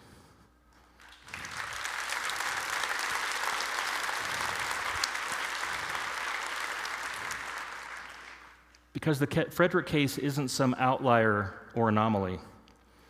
Criminal justice professionals see the worst that human beings can do to one another on a daily basis. When I think back to what I wish I knew when I was a young prosecutor, or what I wish I had as a young prosecutor, it was for a culture which gave me permission when I was having a bad day to simply walk down the hall to someone's office who I trust, shut the door, and talk about everything that was going through my mind. So we decided to do just that. Create a peer support system in our office for our deputy district attorneys, our investigators, our victim advocates, our administrative professionals. Under the guidance of a former law enforcement officer and trained counselor, we recruited volunteers for a rigorous training program to become a member of this peer support team. This team, including employees from my own office, are not trained to provide professional mental health counseling, but instead to be that immediate resource, to lend an ear to a colleague who simply needs to talk about everything that's going through their mind at the time. No appointment is necessary, and no time off of work. It is as simple as a phone call to say, "Can I talk to you in your capacity as a peer support officer or member?" Then we set aside an office in a quiet corner of our building, complete with comfortable chairs, resource materials, and a welcoming atmosphere. But it's not just our office. We are part of a nationwide movement of prosecutors challenging vicarious trauma head-on.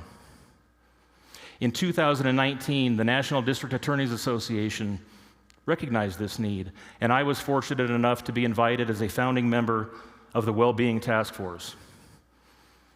For those of you paying attention, yes, that's the WTF. We as leaders in the prosecution community came together and said, enough is enough. We are tired of losing passionate criminal justice professionals to burnout, addiction, and suicide. We knew we had to shift the narrative away from, it's just part of the job, to, we must be better for one another. Already, we published hundreds of articles and blogs for lawyers and criminal justice professionals talking about what vicarious trauma is, how it impacts you and your coworkers, and how to get support. Last year, we started a well-being app, and the task force hosted its first well-being annual conference. And no, it wasn't just yoga and meditation. 10 years ago, the sexual assault investigation community created a program called Start by Believing. Because we know that if a victim feels supported and believed during their initial outcry, it can make a profound difference in their life. As the district attorney, I now get to train the next generation of prosecutors. And I have found this same philosophy applies to a criminal justice professional who's struggling with trauma. We now train them to say, I need help, and it will be welcomed, and not met with, it's just part of the job. I believe you. What can I do to support you? Is what they should expect. This is not change for change's sake. This is a generational reckoning, institutional reckoning, a generational shift which says we must be better. We must embrace these truths that vicarious trauma is real and that we must be better for one another. Caring for you, our communities, starts with caring for ourselves. To stand up and be the voice of the voiceless, we must take care of ourselves and each other. Even this aggressive, rigid career prosecutor finally asked for help. You can too, and it will make all the difference. Thank you. Thank you.